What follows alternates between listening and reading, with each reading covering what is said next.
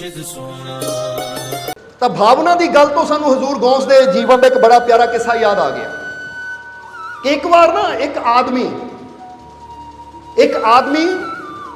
Baghdad ਨੂੰ ਹਜ਼ੂਰ ਦੇ ਦਰਸ਼ਨਾਂ ਵਾਸਤੇ ਉਹਨੇ ਜਾਣਾ ਸੀ ਪਹਿਲੀ ਵਾਰ, ਪਰ ਉਹਨੂੰ ਰਸਤੇ ਦਾ ਪਤਾ ਨਹੀਂ ਸੀ।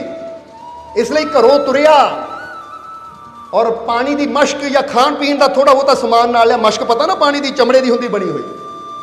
ਗਰੀਬ ਸੀ, ਇਸ ਲਈ ਊਂਠ ਵਗੈਰਾ ਕੋਈ ਸਾਧਨ ਕੋਲ ਹੈ ਨਹੀਂ ਸੀ, ਪੈਦਲ ਹੀ ਤੁਰ ਪਿਆ, ਕਿਉਂਕਿ ਮਨ 'ਚ ਸ਼ੌਕ ਇਦਾਂ ਦਾ ਸੀ, ਮਨ 'ਚ ਤੜਫ ਇਦਾਂ ਦੀ ਸੀ ਕਿ ਮੈਂ ਹਜ਼ੂਰ ਦੇ ਦਰਸ਼ਨ ਕਰਨੇ।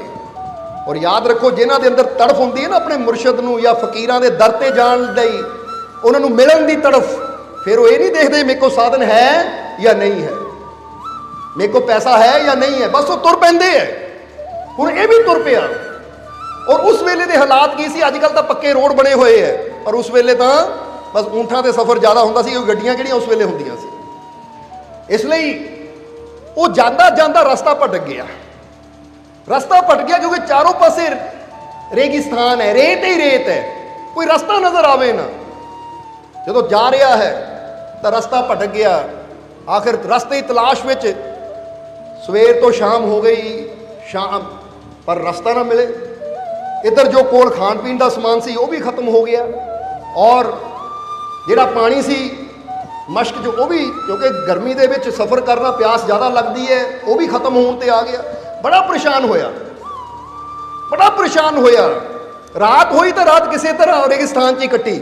ਸਵੇਰ ਨੂੰ ਉਹਨਾਂ ਕਿਹਾ ਕਿ ਜਿਨ੍ਹਾਂ ਦੀ ਖਾਤਰ ਜਾ ਰਹੇ ਉਹਨਾਂ ਅੱਗੇ ਬੇਨਤੀ ਤਾਂ ਕਰਾਂ ਮੈਂ ਕਿ ਮੈਨੂੰ ਰਸਤਾ ਤੁਸੀਂ ਦਿਖਾਓ, ਜੇ ਮੈਨੂੰ ਘਰੋਂ ਤੋਰਿਆ ਹੈ ਤਾਂ ਸਹੀ ਸਲਾਮਤ ਪਹੁੰਚਾਉਣਾ ਵੀ ਤੁਸੀਂ ਹੈ। ਸਵੇਰੇ ਬੇਨਤੀ ਕੀਤੀ, ਪਿਆਸ ਵੀ ਲੱਗੀ ਹੋਈ ਸੀ। ਜਦੋਂ ਬੇਨਤੀ ਕੀਤੀ, ਥੋੜਾ ਜਿਹਾ ਅੱਗੇ ਚੱਲਿਆ ਤਾਂ ਅਸਰ ਕੀ ਦੇਖਿਆ ਬੇਨਤੀ ਦਾ, ਕਿ ਅੱਗੇ ਉਹਨੂੰ ਇੱਕ ਪਾਣੀ ਦਾ ਸਰੋਵਰ ਮਿਲ ਗਿਆ ਛੋਟਾ ਜਿਹਾ। ਜਦੋਂ ਪਾਣੀ ਪੀਤਾ ਤਾਂ ਪਾਣੀ ਬੜਾ ਮਿੱਠਾ ਸੀ, ਬੜਾ ਸਵਾਦਿਸ਼ਟ ਸੀ।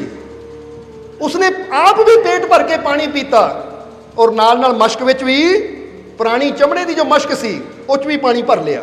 ਔਰ ਕੀ ਸੋਚਿਆ ਕਿ ਪਾਣੀ ਇੰਨਾ ਮਿੱਠਾ ਹੈ, ਇੰਨਾ ਸਵਾਦ ਹੈ ਕਿ ਜਦੋਂ ਮੈਂ ਹਜ਼ੂਰ ਦੇ ਕੋਲ ਜਾਊਂਗਾ ਤੇ ਪਾਣੀ ਉਹਨਾਂ ਨੂੰ ਪੀਣ ਨੂੰ ਦੇਣਾ, ਕਿ ਹਜ਼ੂਰ ਪਾਣੀ ਬੜਾ ਟੇਸਟੀ ਹੈ, ਬੜਾ ਸਵਾਦ ਹੈ, ਬੜੀ ਮਿਠਾਸ ਹੈ ਇਹਦੇ ਅੰਦਰ। ਇਸ ਲਈ ਹਜ਼ੂਰ ਵਾਸਤੇ ਮਸ਼ਕ ਵਿੱਚ ਪਾਣੀ ਪਾ ਲਿਆ। ਹੁਣ ਚੱਲ ਪਿਆ। ਸਮਝਣਾ, ਲੰਬਾ ਸਫ਼ਰ ਸੀ। ਇੱਦਾਂ ਸਮਝ ਲਓ ਕਿ ਜਦੋਂ ਬੰਦਾ ਸ਼ਾਮ ਤੋਂ ਬਗਦਾਦ ਦੀ ਤਰਫ ਜਾਂਦਾ ਹੈ ਤਾਂ ਇੱਕ ਦੇਸ਼ ਤੋਂ ਦੂਜੇ ਦੇਸ਼ ਨੂੰ ਜਾਣਾ ਤਾਂ ਲੰਬਾ ਰਸਤਾ ਹੁੰਦਾ, ਕਈ ਹਫ਼ਤਿਆਂ ਦਾ। ਬੋਲੋ ਸਮਝਦੇ ਹੋ ਕਿ ਨਹੀਂ? ਫਲਾਈਟ ਦੇ ਵਿੱਚ ਤਾਂ ਬੰਦੇ ਨੂੰ ਕੋਈ ਟਾਈਮ ਨਹੀਂ ਲੱਗਦਾ। ਹੁਣ ਸੋਚੋ ਕਿ ਇੱਥੋਂ ਮੈਂ ਦਿੱਲੀ ਜਾਣਾ ਹੋਵੇ ਪੈਦਲ, ਤਾਂ ਫਿਰ ਇੱਕ ਦਿਨ 'ਚ ਥੋੜ੍ਹੀ ਪਹੁੰਚ ਜਾਣਾ ਮੈਂ, 2-3 ਦਿਨ, 3-4 ਦਿਨ, ਕਿਉਂਕਿ ਸਾਡੀ ਸਪੀਡ ਦੇ ਹਿਸਾਬ ਨਾਲ 19 ਦਿਨ ਲੱਗ ਸਕਦੇ ਹੈ। ਰਸਤੇ ਰੁਕਦਾ ਬੰਦਾ ਜਾਂਦਾ। ਇਸੇ ਤਰ੍ਹਾਂ ਪਾਣੀ ਮਸ਼ਕ 'ਚ ਭਰ ਲਿਆ।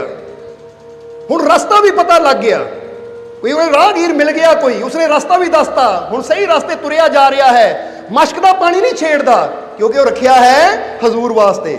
ਰਸਤੇ 'ਚ ਕੋਈ ਮਿਲਦਾ ਹੈ, ਸਾਧਨ ਮਿਲਦਾ ਹੈ, ਪਾਣੀ ਉੱਥੋਂ ਪੀ ਲੈਂਦਾ, ਖਾਣਾ ਉੱਥੋਂ ਖਾ ਲੈਂਦਾ, ਪਰ ਮਨ 'ਚ ਸੋਚ ਹੈ ਇਹ ਪਾਣੀ ਮੈਂ ਹਜ਼ੂਰ ਨੂੰ ਪਿਲਾਉਣਾ ਹੈ, ਕਿਉਂਕਿ ਭਾਵਨਾ ਹੈ ਕਿ ਉਹਨਾਂ ਵਾਸਤੇ ਭਰਿਆ ਹੈ ਕਿ ਇੰਨਾ ਮਿੱਠਾ ਸਵਾਦਿਸ਼ਟ ਪਾਣੀ, ਕਿ ਜਦੋਂ ਮੈਂ ਉਹਨਾਂ ਅੱਗੇ ਬੇਨਤੀ ਕੀਤੀ ਤਾਂ ਪਤਾ ਨਹੀਂ ਇਹ ਹੋਜ ਕਿੱਥੋਂ ਆ ਗਿਆ।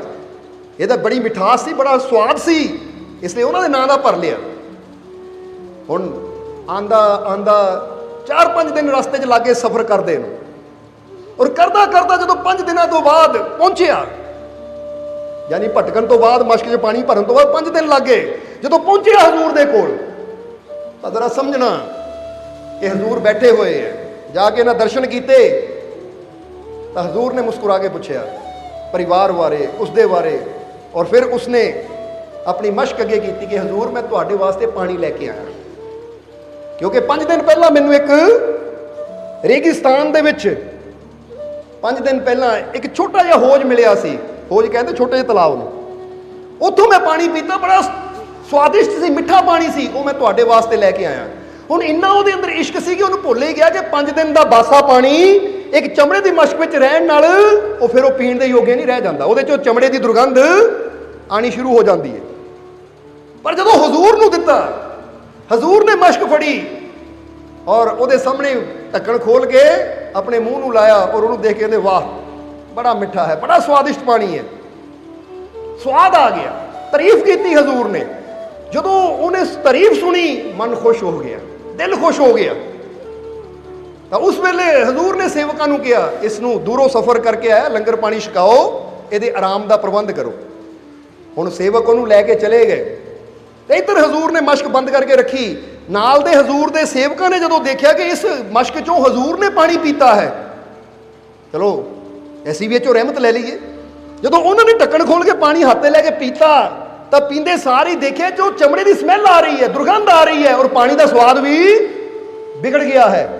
ਉਹ ਸੇਵਕਾਂ ਨੇ ਹਜ਼ੂਰ ਦੀ ਤਰਫ ਦੇਖਿਆ ਕਿ ਹਜ਼ੂਰ, ਤੁਸੀਂ ਇਹ ਪਾਣੀ ਬੜੇ ਸਵਾਦ ਨਾਲ ਪੀਤਾ, ਬੜੀ ਖੁਸ਼ੀ ਨਾਲ ਪੀਤਾ, ਪਰ ਇਹ ਚੋਂ ਤਾਂ ਦੁਰਗੰਧ ਆ ਰਹੀ ਹੈ ਚਮੜੇ ਦੀ, ਇਹ ਤਾਂ ਪੀਣ ਦੇ ਲਾਇਕ ਨਹੀਂ ਹੈ। ਤਾਂ ਉਸ ਲਈ ਹਜ਼ੂਰ ਨੇ ਕਿਹਾ, ਇੱਕ ਗੱਲ ਯਾਦ ਰੱਖੋ, ਅਸੀਂ ਇਹ ਪਾਣੀ ਨਹੀਂ ਪੀ ਰਹੇ ਸੀ ਕਿਉਂਕਿ ਸਾਨੂੰ ਪਾਣੀ ਦਾ ਕੋਈ ਮਤਲਬ ਨਹੀਂ ਸੀ। ਅਸੀਂ ਤਾਂ ਜਿਸ ਪ੍ਰੇਮ ਨਾਲ, ਜਿਸ ਵਿਸ਼ਵਾਸ ਨਾਲ, ਜਿਸ ਖੁਸ਼ੀ ਨਾਲ ਲੈ ਕੇ ਆ ਰਿਹਾ ਸੀ ਨਾ, ਅਸੀਂ ਉਹਦਾ ਪ੍ਰੇਮ ਪੀ ਰਹੇ ਸੀ, ਉਹਦੀਆਂ ਭਾਵਨਾਵਾਂ ਨੂੰ ਪੀ ਰਹੇ ਸੀ। ਕਿਉਂਕਿ ਜਿਸ ਸ਼ਰਧਾ ਨਾਲ ਉਹ ਲੈ ਕੇ ਆ ਕਿ ਹਜ਼ੂਰ ਵਾਸਤੇ ਲੈ ਕੇ ਜਾਣਾ ਹੈ, ਔਰ ਉਹ ਕਹਿੰਦੇ ਫਕੀਰਾਂ ਦਾ ਦਰ ਹੈ, ਇੱਥੇ ਪ੍ਰੇਮ ਭਾਵ ਦੇ ਨਾਲ ਜੋ ਆਂਦਾ ਉਹਦੀ ਚੀਜ਼ ਹੀ ਕਬੂਲ ਹੁੰਦੀ ਹੈ। ਜਿਹੜਾ ਦਿਖਾਵੇ ਵਾਸਤੇ ਆਂਦਾ ਹੈ ਫਿਰ ਉਹਨੂੰ ਇੱਥੇ ਕਬੂਲੀਅਤ ਨਹੀਂ ਮਿਲਦੀ। ਇਹ ਯਾਦ ਰੱਖਣਾ ਸਾਰਿਆਂ ਨੇ। ਇਹ ਮਿਸਾਲ ਕਿਉਂ ਦੱਸੀ ਤੁਹਾਨੂੰ ਕਿ ਫਕੀਰ ਕੀ ਦੇਖਦੇ ਆ? ਫਕੀਰ ਸਾਡਾ ਪ੍ਰੇਮ ਭਾਵ ਦੇਖਦੇ ਆ। ਸਮਝਦੇ ਹੋ? ਇਹਨੂੰ ਇਦਾਂ ਸਮਝ ਲਓ ਕਿ ਇੱਕ ਇਨਸਾਨ 1 ਰੁਪਇਆ ਵੀ ਅਗਰ ਪ੍ਰੇਮ ਭਾਵਨਾ ਦਿੰਦਾ ਹੈ ਤਾਂ ਫਕੀਰ ਉਹਨੂੰ ਕਬੂਲ ਕਰਦੇ ਆ। ਤਾਂ ਕੋਈ ਦਿਖਾਵੇ ਵਾਸਤੇ ਲੱਖ ਵੀ ਦੇ ਦੇਵੇ, ਫਕੀਰ ਕਹਿੰਦੇ ਇਹ ਲੱਖਾਂ ਦੀ ਜ਼ਰੂਰਤ ਨਹੀਂ ਹੈ, ਤੇਰੇ ਪ੍ਰੇਮ ਦੀ ਜ਼ਰੂਰਤ ਹੈ। ਇਸ ਲਈ ਨਾਲ ਪ੍ਰੇਮ ਹੋਵੇ, ਔਰ ਜਦੋਂ ਪ੍ਰੇਮ ਦੇ ਨਾਲ ਇਨਸਾਨ ਕੁਝ ਵੀ ਕਰਦਾ ਹੈ ਤਾਂ ਕਈ ਹਜ਼ਾਰ ਗੁਣਾ ਉਹ ਪ੍ਰਮਾਤਮਾ ਦਿੰਦਾ ਵੀ ਹੈ। ਕਿਉਂਕਿ ਬਰਕਤ ਕਿਹੜੀ ਚੀਜ਼ ਲੈ ਕੇ ਆਂਦੀ ਹੈ? ਬਰਕਤ ਲਿਆਂਦੀ ਹੈ ਸਾਡੀ ਭਾਵਨਾ, ਸਾਡਾ ਯਕੀਨ, ਸਾਡਾ ਭਰੋਸਾ। ਸਮਝਦੇ ਹੋ ਕਿ ਨਹੀਂ? ਤਾਂ ਉਸ ਵੇਲੇ ਫਿਰ ਹਜ਼ੂਰ ਨੇ ਉਹਨਾਂ ਨੂੰ ਕਿਹਾ, ਤੁਸੀਂ ਪੀਣਾ ਹੈ? ਜਰਾ ਹੁਣ ਗੌਰ ਕਰਨਾ, ਉਹ ਜਿਹੜਾ ਮਸ਼ਕ ਵਾਲਾ ਪਾਣੀ ਸੀ, ਕਹਿੰਦੇ ਹੁਣ ਤੁਸੀਂ ਪੀਣਾ ਹੈ, ਦੋ ਮਸ਼ਕ। ਜਦੋਂ ਮਸ਼ਕ ਲਈ ਹਜ਼ੂਰ ਨੇ ਨਜ਼ਰ ਮਾਰੀ, ਕਹਿੰਦੇ ਹੁਣ ਪੀਓ। ਜਦੋਂ ਹੁਣ ਪੀਤਾ ਤਾਂ ਪਾਣੀ ਦਾ ਸਵਾਦ ਸ਼ਹਿਦ ਵਾਂਗੂ ਮਿੱਠਾ ਹੋ ਗਿਆ। ਜਰਾ ਸਮਝਣਾ। ਉਹ ਕਹਿੰਦੇ ਹਜ਼ੂਰ ਕਮਾਲ ਦੀ ਗੱਲ ਹੈ, ਜੇ ਸਾਨੂੰ ਮਿੱਠਾ ਕਰਕੇ ਪਿਲਾ ਸਕਦੇ ਹੋ ਤਾਂ ਆਪ ਇੱਦਾਂ ਦਾ ਕਿਉਂ ਪੀਤਾ? ਹਜ਼ੂਰ ਕਹਿੰਦੇ ਮਿੱਠਾ ਕਰਕੇ ਅਸੀਂ ਵੀ ਪੀ ਸਕਦੇ ਸੀ, ਪਰ ਫਿਰ ਉਹਦੇ ਪਿਆਰ ਦਾ, ਉਹਦੀਆਂ ਭਾਵਨਾਵਾਂ ਦਾ ਸਵਾਦ ਨਹੀਂ ਆਣਾ ਸੀ। ਕਿਉਂਕਿ ਤੁਸੀਂ ਜੋ ਪੀ ਰਹੇ ਹੋ ਇਹ ਸਾਡੀ ਰਹਿਮਤ ਪੀ ਰਹੇ ਹੋ, ਪਰ ਅਸੀਂ ਜੋ ਪੀਤਾ ਉਹਦਾ ਪ੍ਰੇਮ ਪੀਤਾ, ਉਹਦਾ ਉਹ ਪਿਆਰ ਪੀਤਾ ਜਿਸ ਪਿਆਰ ਨਾਲ ਉਹ ਲੈ ਕੇ ਆਇਆ ਸੀ। ਸਮਝ ਆ ਰਹੀ ਕਿ ਨਹੀਂ ਸਾਡੀ ਗੱਲ? ਇਸ ਲਈ ਕਹਿੰਦੇ ਅਸੀਂ ਉਹਦੇ ਪ੍ਰੇਮ ਨੂੰ ਪੀਤਾ, ਉਹਦੀਆਂ ਭਾਵਨਾਵਾਂ ਨੂੰ ਪੀਤਾ, ਪਰ ਤੁਸੀਂ ਜੋ ਪੀ ਰਹੇ ਹੋ ਇਹ ਉਹਦੀਆਂ ਰਹਿਮਤਾਂ ਹੈ, ਯਾਨੀ ਇਹ ਮਾਲਕ ਦੀਆਂ ਰਹਿਮਤਾਂ ਹੈ, ਇਹ ਸਾਡੀ ਰਹਿਮਤ ਹੈ ਜੋ ਇਸ ਜਲ ਦੇ ਜ਼ਰੀਏ ਹੁਣ ਤੁਹਾਡੇ ਤੱਕ ਪਹੁੰਚ ਰਹੀ ਹੈ। ਇਸ ਲਈ ਕਹਿੰਦੇ ਫਕੀਰਾਂ ਦੇ ਹੱਥੋਂ ਕੋਈ ਚੀਜ਼ ਆ ਜਾਂਦੀ ਤਾਂ ਉਹ 'ਚ ਮਾਲਕ ਦੀ ਰਹਿਮਤ, ਪਰਮਾਤਮਾ ਦੀ ਕਿਰਪਾ ਉਹਦੇ ਨਾਲ ਜੁੜ ਜਾਂਦੀ ਹੈ। ਫਿਰ ਉਹ ਚੀਜ਼ ਜਦੋਂ ਅਸੀਂ ਖਾਂਦੇ ਹਾਂ ਜਾਂ ਪੀਂਦੇ ਹਾਂ ਉਸ ਜਲ ਨੂੰ ਤਾਂ ਉਹਦਾ ਪ੍ਰਭਾਵ ਸਾਡੇ ਜੀਵਨ ਤੇ ਹੋ ਕੇ ਰਹਿੰਦਾ ਹੈ। ਸਮਝਦੇ ਹੋ ਕਿ ਨਹੀਂ?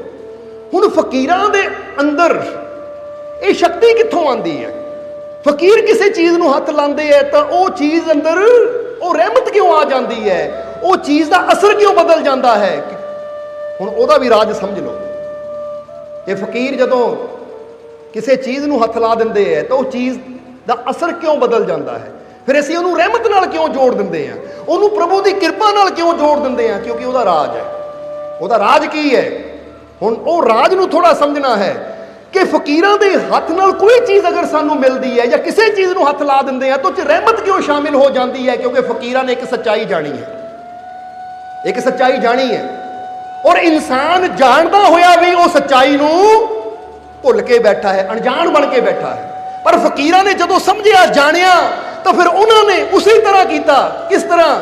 ਜਿਸ ਤਰ੍ਹਾਂ ਕਿਸੇ ਨੂੰ ਪਤਾ ਲੱਗ ਜਾਵੇ ਕਿ ਇੱਥੇ ਸੋਨਾ ਹੈ, ਇੱਥੇ ਸੋਨਾ ਹੈ, ਤੇ ਇੱਕ ਬੰਦਾ 2-4 ਕਹੀਆਂ ਮਾਰਦਾ ਹੈ, 2-4 ਕਹੀਆਂ, ਜਾਂ ਕਹਿ ਲੋ ਕਿ ਥੋੜਾ ਜਿਹਾ ਸਾਧਨ ਲਿਆਂਦਾ, ਜ਼ਮੀਨ ਖੋਦਦਾ ਹੈ, ਮਿੱਟੀ ਖੋਦਦਾ ਹੈ, ਜਦੋਂ ਦੇਖਦਾ ਹੈ ਥੋੜਾ ਜਿਹਾ ਖੋਦ ਕਹਿੰਦਾ ਕਿੱਥੇ ਸੋਨਾ, ਤਾਂ ਮਿੱਟੀ ਹੈ, ਉਹ ਚਲਾ ਜਾਂਦਾ ਹੈ।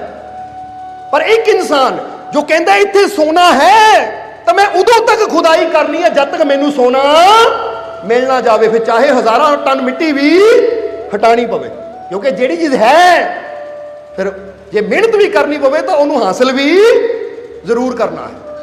ਇਹਦਾ ਜ਼ਰਾ ਸੋਚੋ। ਅੱਛਾ ਇਹ ਦੱਸੋ ਕਿ ਪ੍ਰਮਾਤਮਾ ਹੈ, ਉਹ ਮਾਲਿਕ ਹੈ, ਤਾਂ ਹੁਣ ਜ਼ਰਾ ਦੱਸੋ ਕਿ ਪ੍ਰਮਾਤਮਾ ਹੈ, ਸਾਨੂੰ ਸਾਰਿਆਂ ਨੂੰ ਪਤਾ ਹੈ, ਪਰ ਅਸੀਂ ਉਹਨੂੰ ਪਾਉਣ ਲਈ ਮਿਹਨਤ ਕਿੰਨੀ ਕੁ ਕਰਦੇ ਹਾਂ? 10 ਮਿੰਟ ਧਿਆਨ ਤੇ ਬਹਿ ਕੇ ਲੈ ਮਿਲਿਆ ਨਹੀਂ, ਮਨ ਸ਼ਾਂਤ ਨਹੀਂ ਹੋਇਆ। ਇਹ ਉਹੀ ਗੱਲ ਹੈ ਕਿ 10 ਕਹੀਆਂ ਮਾਰੀਆਂ, 10 ਜਗ੍ਹਾ ਜ਼ਮੀਨ ਏਦਾਂ ਹੌਲੀ ਹੌਲੀ ਖੋਦੀ, ਲੈ ਵੀ ਸੋਨਾ ਨਹੀਂ ਮਿਲਿਆ, ਚਲੀਏ। ਪਰ ਜਿਹਨੂੰ ਪਤਾ ਹੈ वो कहता उदों तक मैं कोशिश करनों नहीं हटना जब तक वो स्वर्ण तक सोने तक मैं पहुंच ना जावां। इदां ही तुसीं भी समझो कि जी पता है कि मेरा मालिक है, ओदी रहमत है, वो परमात्मा है, वो वाहिगुरु अल्लाह है और ओदी रहमत भी है, तो हुण मैं उदों तक मेहनत करनी है, उदों तक कोशिश करनी है जब तक मैनू मेरा मालिक मिल ना जाए, जब तक मैनू ओदियां रहमतां ना मिल जाण। और जो मैनू ओदे वास्ते करना पवे मैं करन नूं तैयार हां, चाहे सिमरन करना पवे, अच्छाई करनी पवे, नेकियां करनियां पैण, नेक मार्ग ते चलना पवे, जिथे भी पहुंचना पवे मैं पहुंचण नूं तैयार है। बस मैनू वो मालिक चाहिदा है, वो परमात्मा प्रभु चाहिदा है। जिस इंसान की ऐसी सोच हुंदी है फिर ऐसा इंसान उहदियां रहमतां तक उस मालिक तक पहुंच भी जाता है। जिद्दां मौलाना रूमी ने भी किया है। एक दिन मौलाना रूमी अपने सेवकां नाल जा रहे सी तां देखिया अग्गेों कुछ मजदूर आ रहे हैं जिन्हां ने कुदालां यानी कहियां अपने कंधियां ते रखियां है जमीन खोदण दे वास्ते और तुरे जा रहे हैं। तो उसले मौलाना रूमी ने जदों वो देखिया कि 25-30 मजदूर आ रहे हैं तो पूछा किधर जा रहे हो? वो कहते जी साडे नवाब नूं सोने की खान मिली है, असीं वो खान की खुदाई करन जा रहे हैं। जदों सुनिया तो मौलाना रूमी ने अपने सेवकां नूं कहा जरा देखो इन्हां वर्गे बनो। वो कहते महाराज की मतलब इन्हां वर्गे बणीए, ये मजदूरां वर्गे बणीए की मतलब? तो मौलाना रूमी कहते फिर तुसीं समझे नहीं, तुसीं मजदूरां नूं देख रहे हो, असीं कर्म की गल कर रहे हैं, इन्हां वर्गे बनो। हुण असीं तुहानूं भी कहांगे उन्हां वर्गे बनो। तो तुसीं कहना जी कि असीं कुदाला चक के तुर पईए, कहियां लैके तुर पईए? नहीं, शरीर नूं नहीं देखना। क्यों असीं कह रहे हैं उन्हां वर्गे बनो जो सोने की खुदाई करते हैं? क्यों? क्योंकि गौर करना कि थोड़ा जिहा कहते हैं कि 100 ग्राम या 1 तोला 10 तोले सोना प्राप्त करन नूं उन्हां नूं हज़ारां टन मिट्टी खोदनी पैंदी है, फिर किते जाके सोना मिलता है। बड़ी मेहनत करते हैं, फिर किते जाके मिट्टी विच छुपिया सोना वो हासिल करते हैं।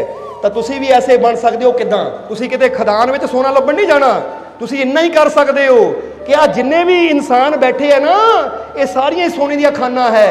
इसलिए तुसीं बस इन्ना करना है कि किसी अंदर बुराई नहीं देखनी। जे किसी अंदर बुराई है तो ओदियां हज़ारां टन बुराइयां नूं हटा के ओदे अंदर फिर भी वो 1 तोला सोने लभण की कोशिश करनी है। ਇਹਦੇ अंदर छुपिया सोना तो लभा मैं, क्योंकि हर इंसान बुरा नहीं है, हर इंसान अंदर अच्छाइयां है। पर अच्छाई कदों मिलेगी? जदों असीं बुराई नूं छड्ड के मिट्टी नूं छड्ड के ਉਹਦੇ अंदर छुपे हुए सोने नूं तलाश करना शुरू करांगे। उम्मीद है कि समझ आई होगी तुहानूं। पर अज इंसान की करता है? अच्छाइयां दा सोना सारे अंदर है, उन्होंने किसी ने देखना नहीं है, तो बुराइयां दी जो ਉਹਦੇ अंदर धूड़ मिट्टी है ना गंदगी ਉਹਨੂੰ इकट्ठा करी जाना कि लै ਇਹਦੇ अंदर ਇੰਨੀਆਂ बुराइयां। जिद्दां हुण खान ਵਿੱਚ कोई जावे ਇੱਥੇ ਤਾਂ ਇੰਨੇ टन मिट्टी है, लै सोना निकलिया वो तो किलो 2 किलो निकलिया। पर जरा गौर करना, उदाहरण दे रहे हैं असीं कि हज़ारां टन मिट्टी की वो कीमत नहीं है जो किलो 2 किलो सोने की हो सकती है।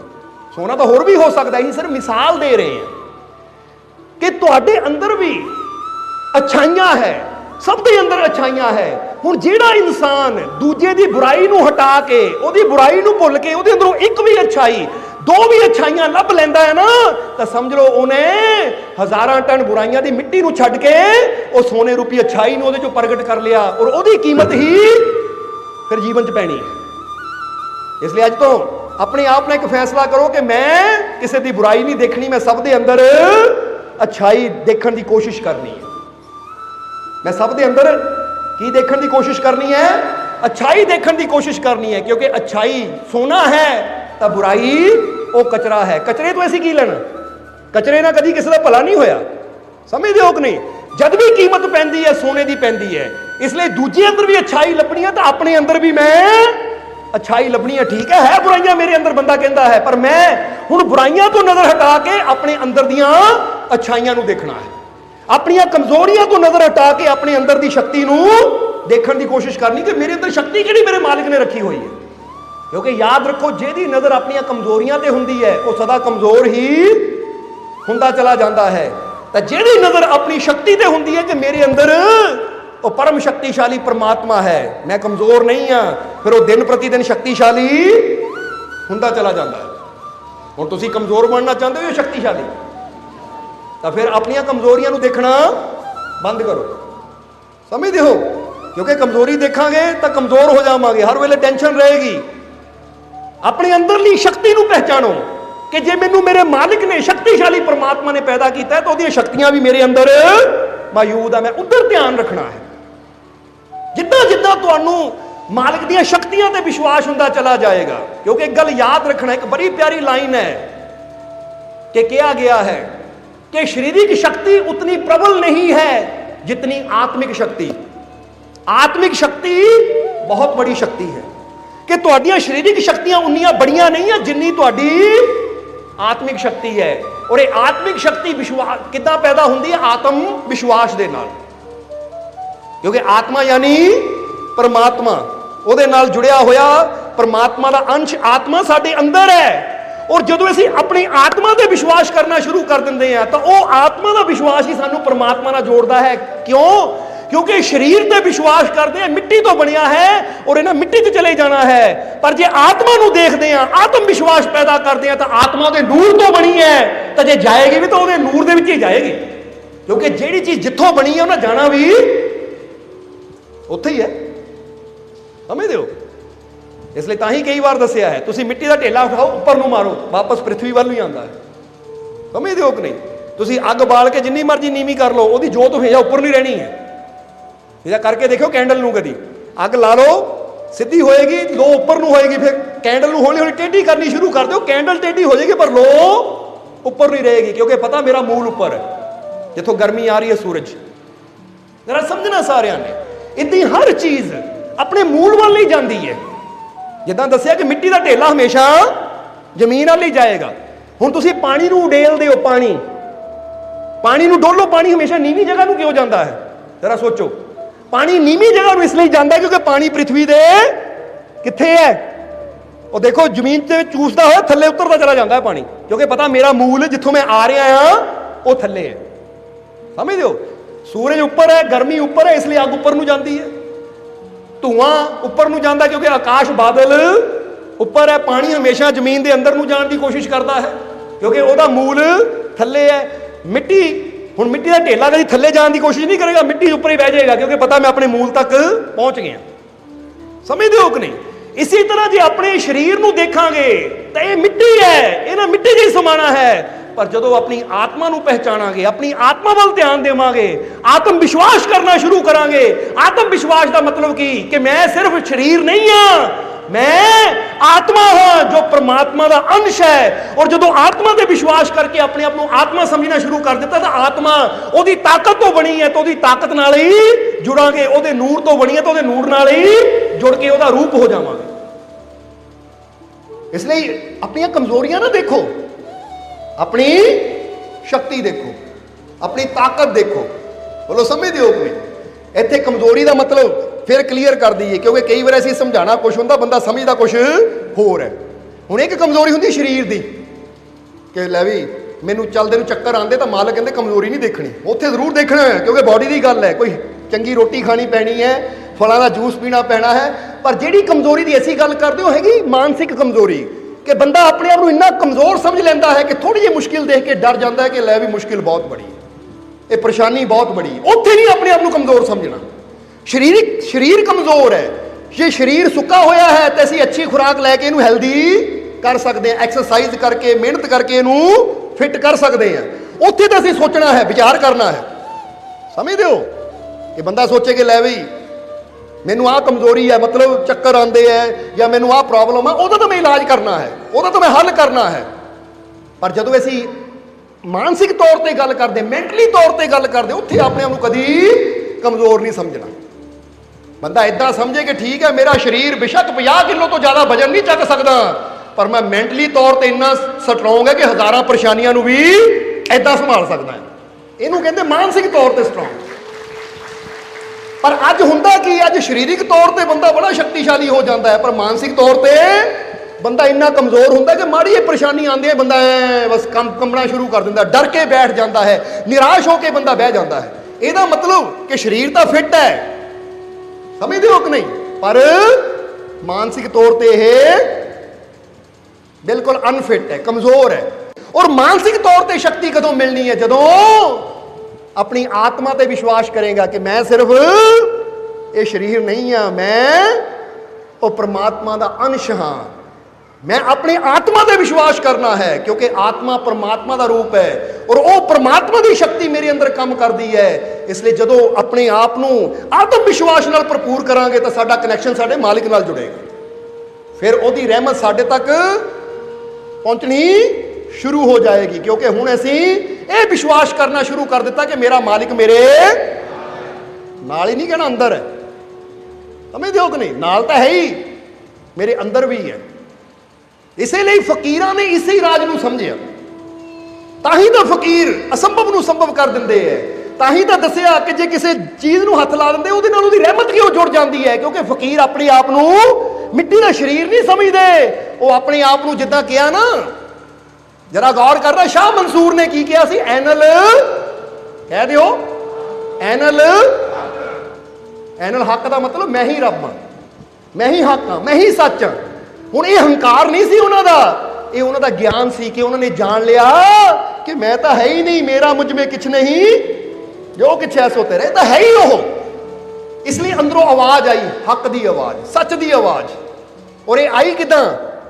कहते हैं कि शाह मंसूर, बड़ी प्यारी गल याद आ गई शाह मंसूर के जीवन की, कि परमात्मा की तलाश में घूम रहे सी, कभी जंगलों चले जाते सी, कभी किते चले जाते सी।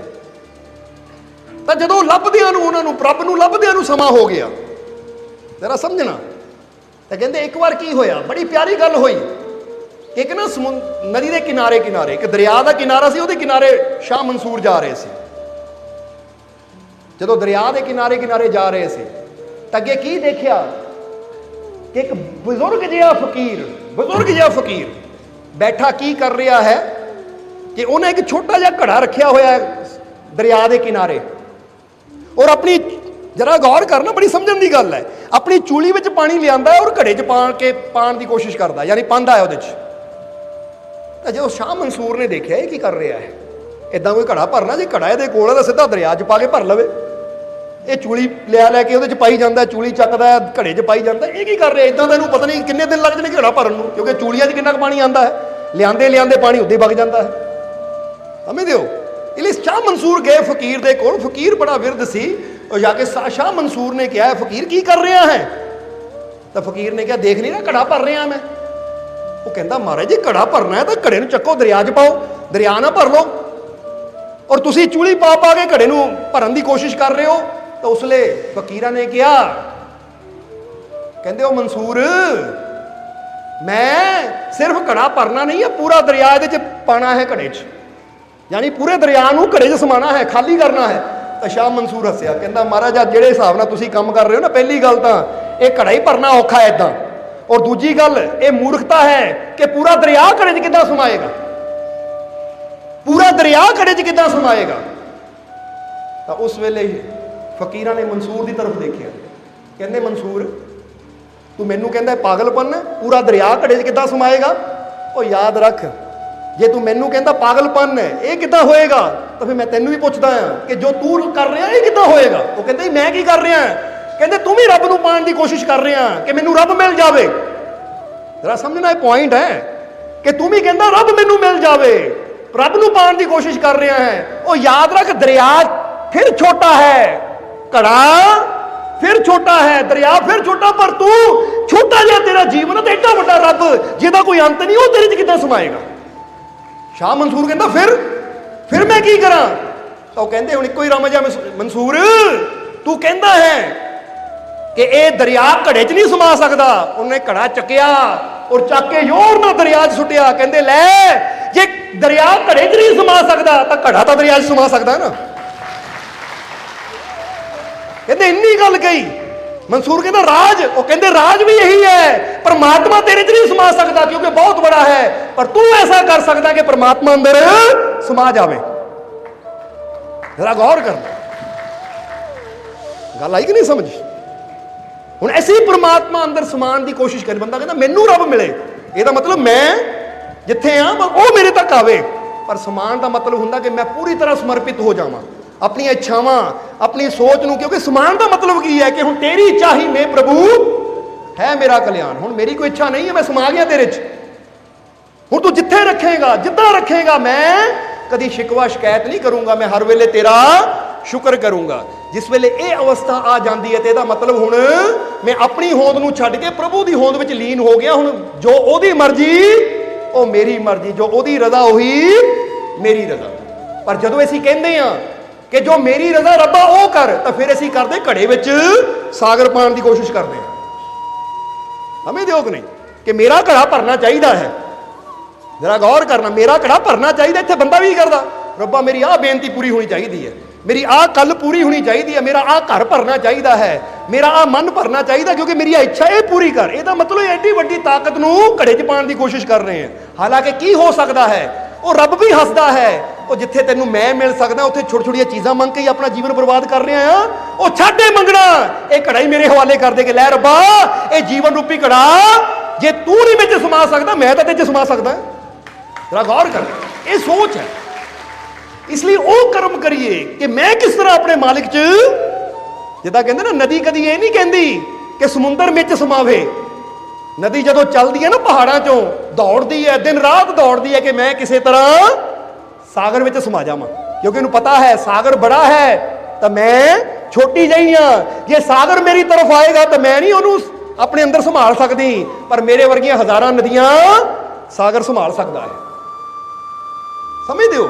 ਇਸੇ ਤਰ੍ਹਾਂ ਉਹ ਮਾਲਿਕ, ਉਹ ਪ੍ਰਮਾਤਮਾ ਬੇਅੰਤ ਹੈ, ਉਹਦਾ ਕੋਈ ਅੰਤ ਨਹੀਂ ਹੈ। ਬਸ ਅਸੀਂ ਇਹ ਦੇਖਣਾ ਹੈ ਕਿ ਕਿਹੜੇ ਮਾਰਗ ਤੇ ਚੱਲ ਕੇ, ਕਿਹੜੇ ਕਰਮ ਕਰਕੇ ਅਸੀਂ ਉਹ ਨਦੀ ਦੀ ਤਰ੍ਹਾਂ ਵਗਦੇ ਹੋਏ ਜਾਂਦੀ ਚੱਲਦੇ ਚੱਲਦੇ ਉਹ ਮਾਲਿਕ ਰੂਪੀ ਸਮੁੰਦਰ ਵਿੱਚ ਲੀਨ ਹੋ ਜਾਈਏ।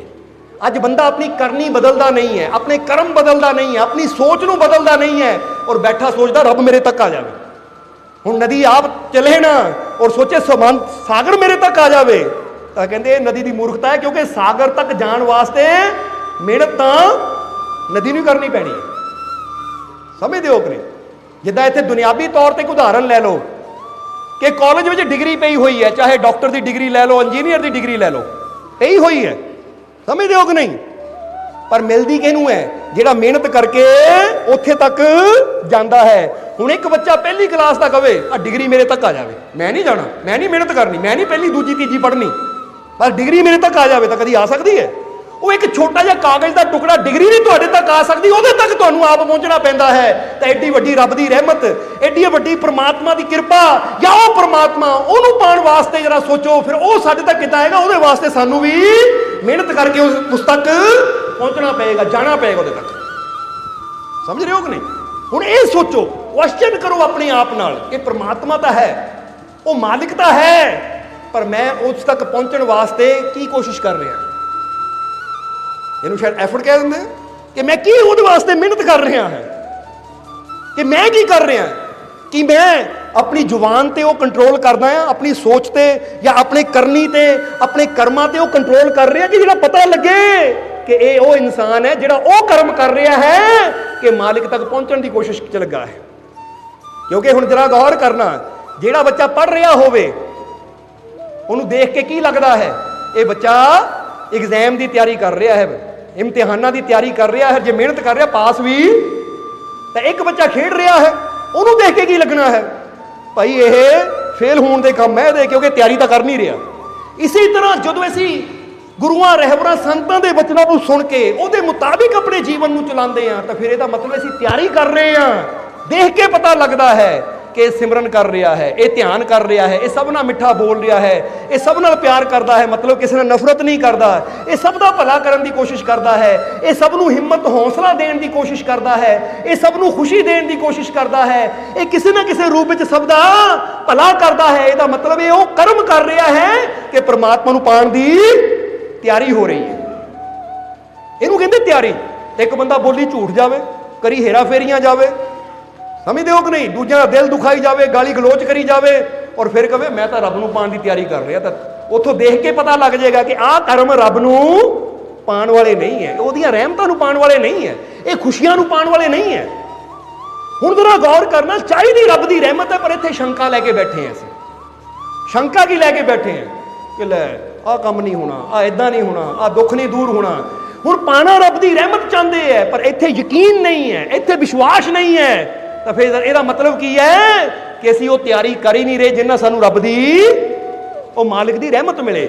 ਮਾਲਿਕ ਦੀ ਰਹਿਮਤ ਵਾਸਤੇ ਤਿਆਰੀ ਦਾ ਮਤਲਬ ਕੀ ਹੈ ਕਿ ਆਪਣੇ ਮਾਈਂਡ ਨੂੰ ਪੂਰਾ ਵਿਸ਼ਵਾਸ ਨਾਲ ਭਰ ਲਵਾਂ, ਪੂਰਾ ਪ੍ਰੇਮ ਨਾਲ ਭਰ ਲਵਾਂ ਕਿ ਮੈਨੂੰ ਯਕੀਨ ਹੈ ਕਿ ਮੇਰੇ ਤੇ ਰਹਿਮਤ ਜ਼ਰੂਰ ਹੋਏਗੀ।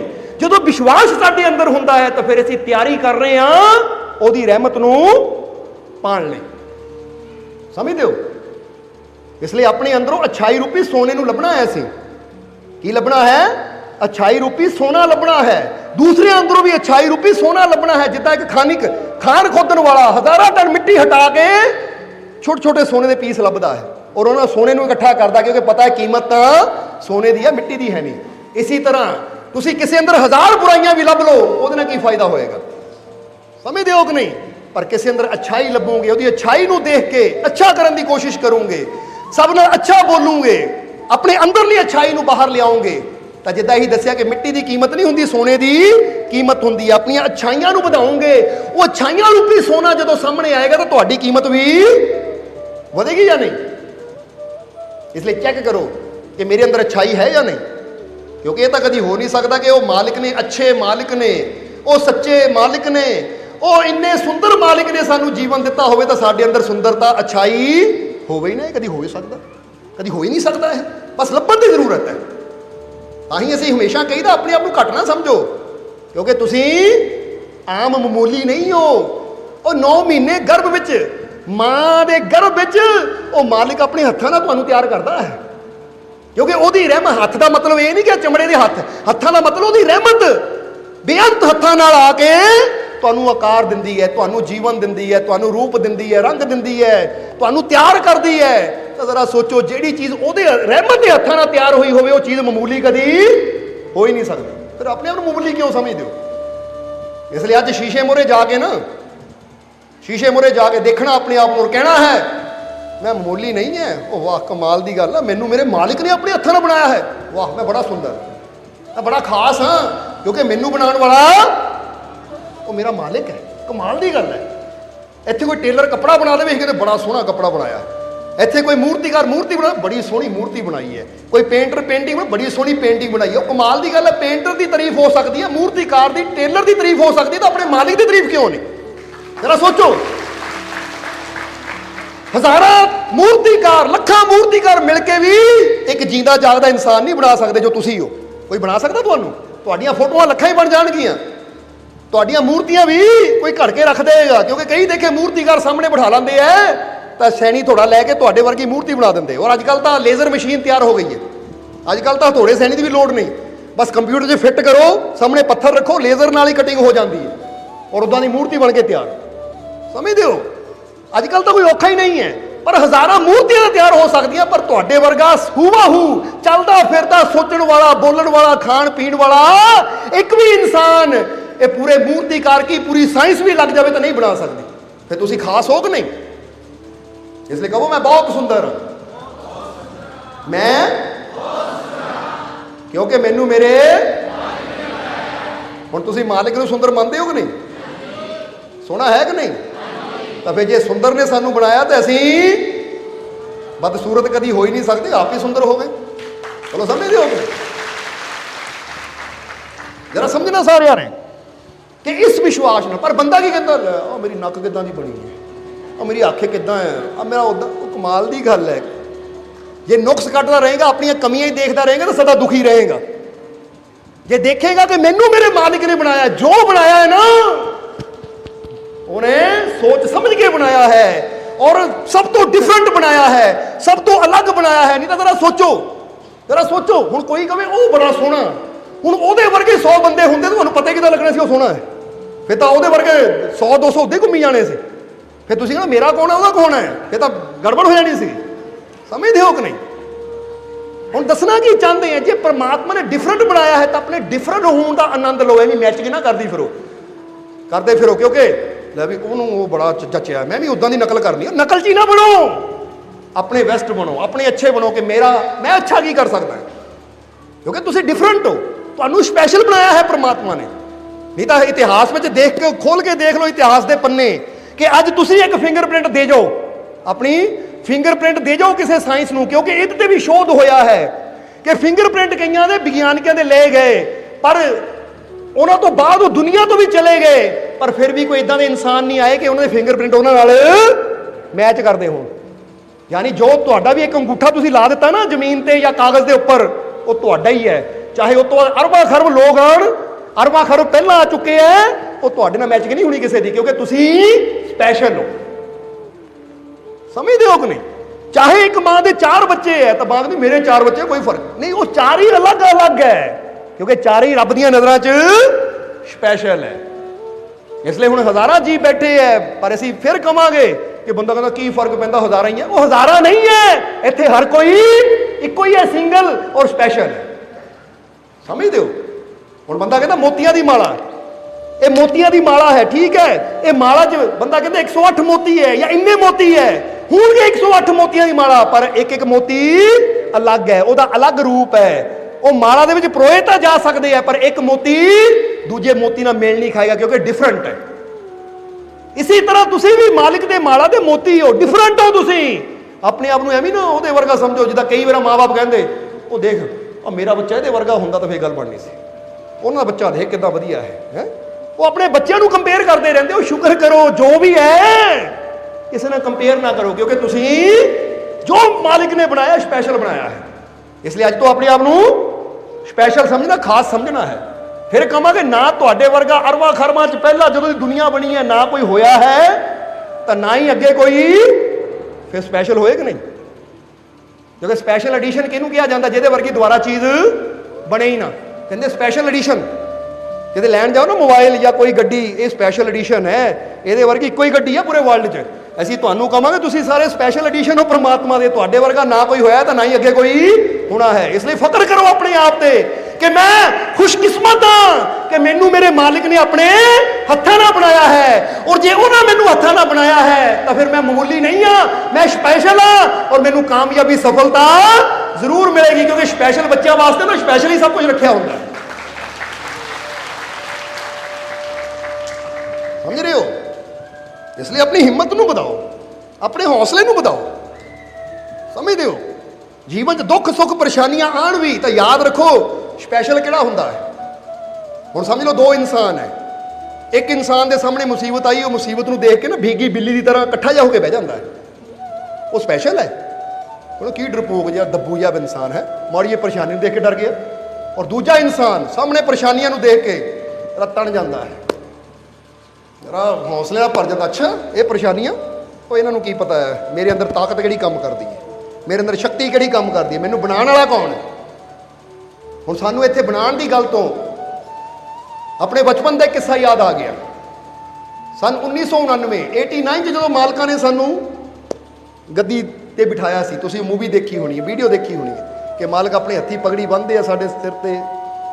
ਔਰ ਫਿਰ ਜਦੋਂ ਉਹ ਪ੍ਰੋਗਰਾਮ ਤੋਂ ਬਾਅਦ, ਸਤਸੰਗ ਤੋਂ ਬਾਅਦ, ਜੀਵਾਂ ਨੂੰ ਮਿਲਣ ਤੋਂ ਬਾਅਦ ਮਾਲਕ ਸ਼ਾਮ ਨੂੰ ਬੀਬੀ ਹਜ਼ੂਰ ਕੋ ਬੈਠੇ ਹੈ, ਤਾਂ ਉਸ ਵੇਲੇ ਨਾ ਅਸੀਂ ਖੇਡਦੇ ਖੇਡਦੇ ਜਦੋਂ ਦੇਖਿਆ ਮਾਲਕ ਆ ਕੇ ਬੀਬੀ ਹਜ਼ੂਰ ਦੇ ਕਮਰੇ 'ਚ ਉਹਨਾਂ ਦੇ ਕੋਲ ਬੈਠੇ ਹੈ, ਤਾਂ ਅਸੀਂ ਵੀ ਆ ਗਏ, ਪਰ ਹਲੇ ਦਰਵਾਜ਼ੇ ਤੇ ਸੀ, ਤੇ ਅਸੀਂ ਸਾਡੇ ਕੰਨਾਂ 'ਚ ਕੀ ਆਵਾਜ਼ ਪਈ ਕਿ ਬੀਬੀ ਹਜ਼ੂਰ ਤਾਂ ਮਾਲਕ ਗੱਲਾਂ ਕਰ ਰਹੇ ਹੈ।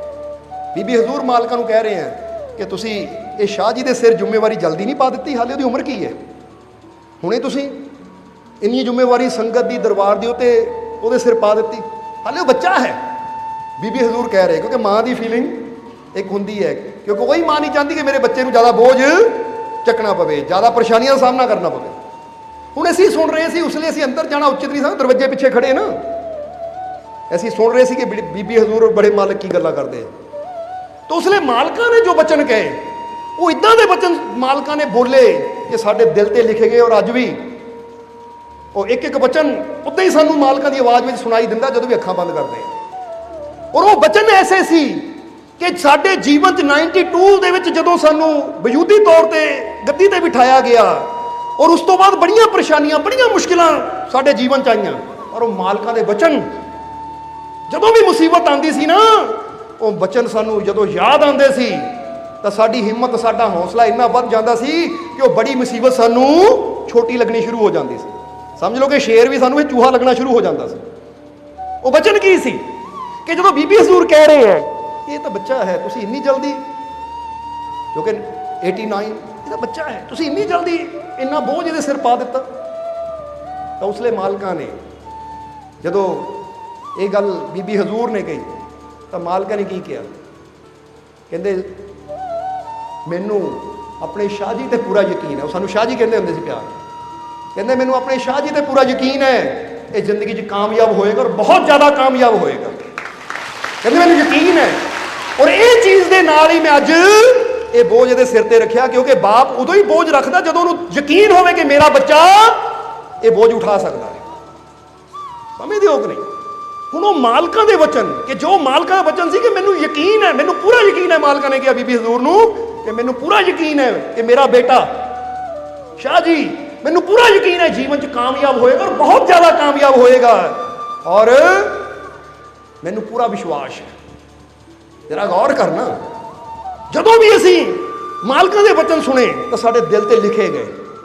ਨਹੀਂ ਤਾਂ ਪਹਿਲਾਂ ਅਸੀਂ ਵੀ ਸੋਚਦੇ ਸੀ ਕਿ ਹੈ ਮਾਲਕਾਂ ਨੇ ਅੱਜ ਗੱਦੀ ਸੌਂਪਦੀ ਕੀ, ਪਰ ਜਦੋਂ ਮਾਲਕਾਂ ਨੇ ਕਿਹਾ ਫਿਰ ਅਸੀਂ ਕੀ, ਕਿ ਜੇ ਸਾਡੇ ਬਾਪ ਨੂੰ, ਸਾਡੇ ਮੁਰਸ਼ਿਦ ਨੂੰ ਇੰਨਾ ਯਕੀਨ ਹੈ ਤਾਂ ਫਿਰ ਅਸੀਂ ਉਹਦਾ ਯਕੀਨ ਕਦੀ ਟੁੱਟਣ ਨਹੀਂ ਦੇਣਾ, ਕਰਕੇ ਦਿਖਾਵਾਂਗੇ। ਹੁਣ ਔਰ ਅੱਜ ਦੁਨੀਆ ਦੇਖ ਰਹੀ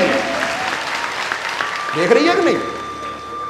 ਜਦੋਂ ਵੀ ਸਾਡੇ ਜੀਵਨ 'ਚ ਮੁਸ਼ਕਿਲਾਂ ਆਈਆਂ ਤਾਂ ਉਸ ਵੇਲੇ ਉਹ ਮੁਸ਼ਕਿਲਾਂ ਨੂੰ ਦੇਖ ਕੇ ਜੇ ਦਿਲ ਡਰਿਆ ਨਾ ਤਾਂ ਫਿਰ ਅੰਦਰੋਂ ਆਵਾਜ਼ ਆਈ ਕਿ ਜਦੋਂ ਮਾਲਕ ਯਕੀਨ ਕਰ ਸਕਦੇ ਹੈ ਕਿ ਮੈਨੂੰ ਪੂਰਾ ਯਕੀਨ ਹੈ ਤਾਂ ਮਾਲਕਾਂ ਨੇ ਕੁਝ ਦੇਖਿਆ ਸਾਡੇ ਅੰਦਰ, ਕੋਈ ਤਾਕਤ ਹੈ ਸਾਡੇ ਅੰਦਰ, ਇਸ ਲਈ ਉਹਨਾਂ ਨੇ ਯਕੀਨ ਨਾਲ ਗੱਲ ਕੀਤੀ ਸੀ। ਤਾਂ ਜੇ ਮਾਲਕਾਂ ਨੂੰ ਯਕੀਨ ਹੈ ਤੇ ਅਸੀਂ ਉਹ ਯਕੀਨ ਟੁੱਟਣ ਨਹੀਂ ਦੇਣਾ, ਕਰਕੇ ਦਿਖਾਵਾਂਗੇ। ਇਹ ਸੋਚ ਕੇ ਕਦਮ ਅੱਗੇ ਵਧਾਉਂਦੇ ਸੀ ਤਾਂ ਮੁਸ਼ਕਿਲਾਂ ਆਪੇ ਹਾਰ ਜਾਂਦੀਆਂ ਸੀ। ਮਾਲਕਾਂ ਦਾ ਉਹ ਵਚਨ ਵਾਕਈ ਸਾਡੇ ਜੀਵਨ ਦੇ ਵਿੱਚ ਬਦਲਾਵ ਲਿਆਉਣ ਵਾਲਾ ਸੀ। ਤਾਂ ਜੇ ਅਸੀਂ ਤੁਹਾਨੂੰ ਵੀ ਇੱਕ ਵਚਨ ਦੇਣਾ ਚਾਹੁੰਦੇ ਹਾਂ ਕਿ ਜੇ ਤੁਹਾਡੇ ਜੀਵਨ 'ਚ ਮੁਸ਼ਕਿਲਾਂ ਹੈ, ਤੁਹਾਡੇ ਜੀਵਨ 'ਚ ਪਰੇਸ਼ਾਨੀਆਂ ਹੈ, ਤਾਂ ਸਾਨੂੰ ਵੀ ਤੁਹਾਡੇ ਤੇ ਪੂਰਾ ਯਕੀਨ ਹੈ ਕਿ ਤੁਸੀਂ ਆਪਣੇ ਮਾਲਿਕ ਤੇ ਵਿਸ਼ਵਾਸ ਰੱਖੋਗੇ, ਯਕੀਨ ਰੱਖੋਗੇ ਤਾਂ ਮਾਲਿਕ ਦੀਆਂ ਰਹਿਮਤਾਂ ਤੱਕ, ਖੁਸ਼ੀਆਂ ਤੱਕ ਤੁਸੀਂ ਜ਼ਰੂਰ ਪਹੁੰਚੋਗੇ। ਕਿਉਂਕਿ ਮਾਲਕਾਂ ਨੇ ਸਾਡੇ ਤੇ ਯਕੀਨ ਕੀਤਾ ਤੇ ਅਸੀਂ ਪੂਰੀ ਕੋਸ਼ਿਸ਼ ਕੀਤੀ ਮਾਲਕਾਂ ਦੇ ਯਕੀਨ ਨੂੰ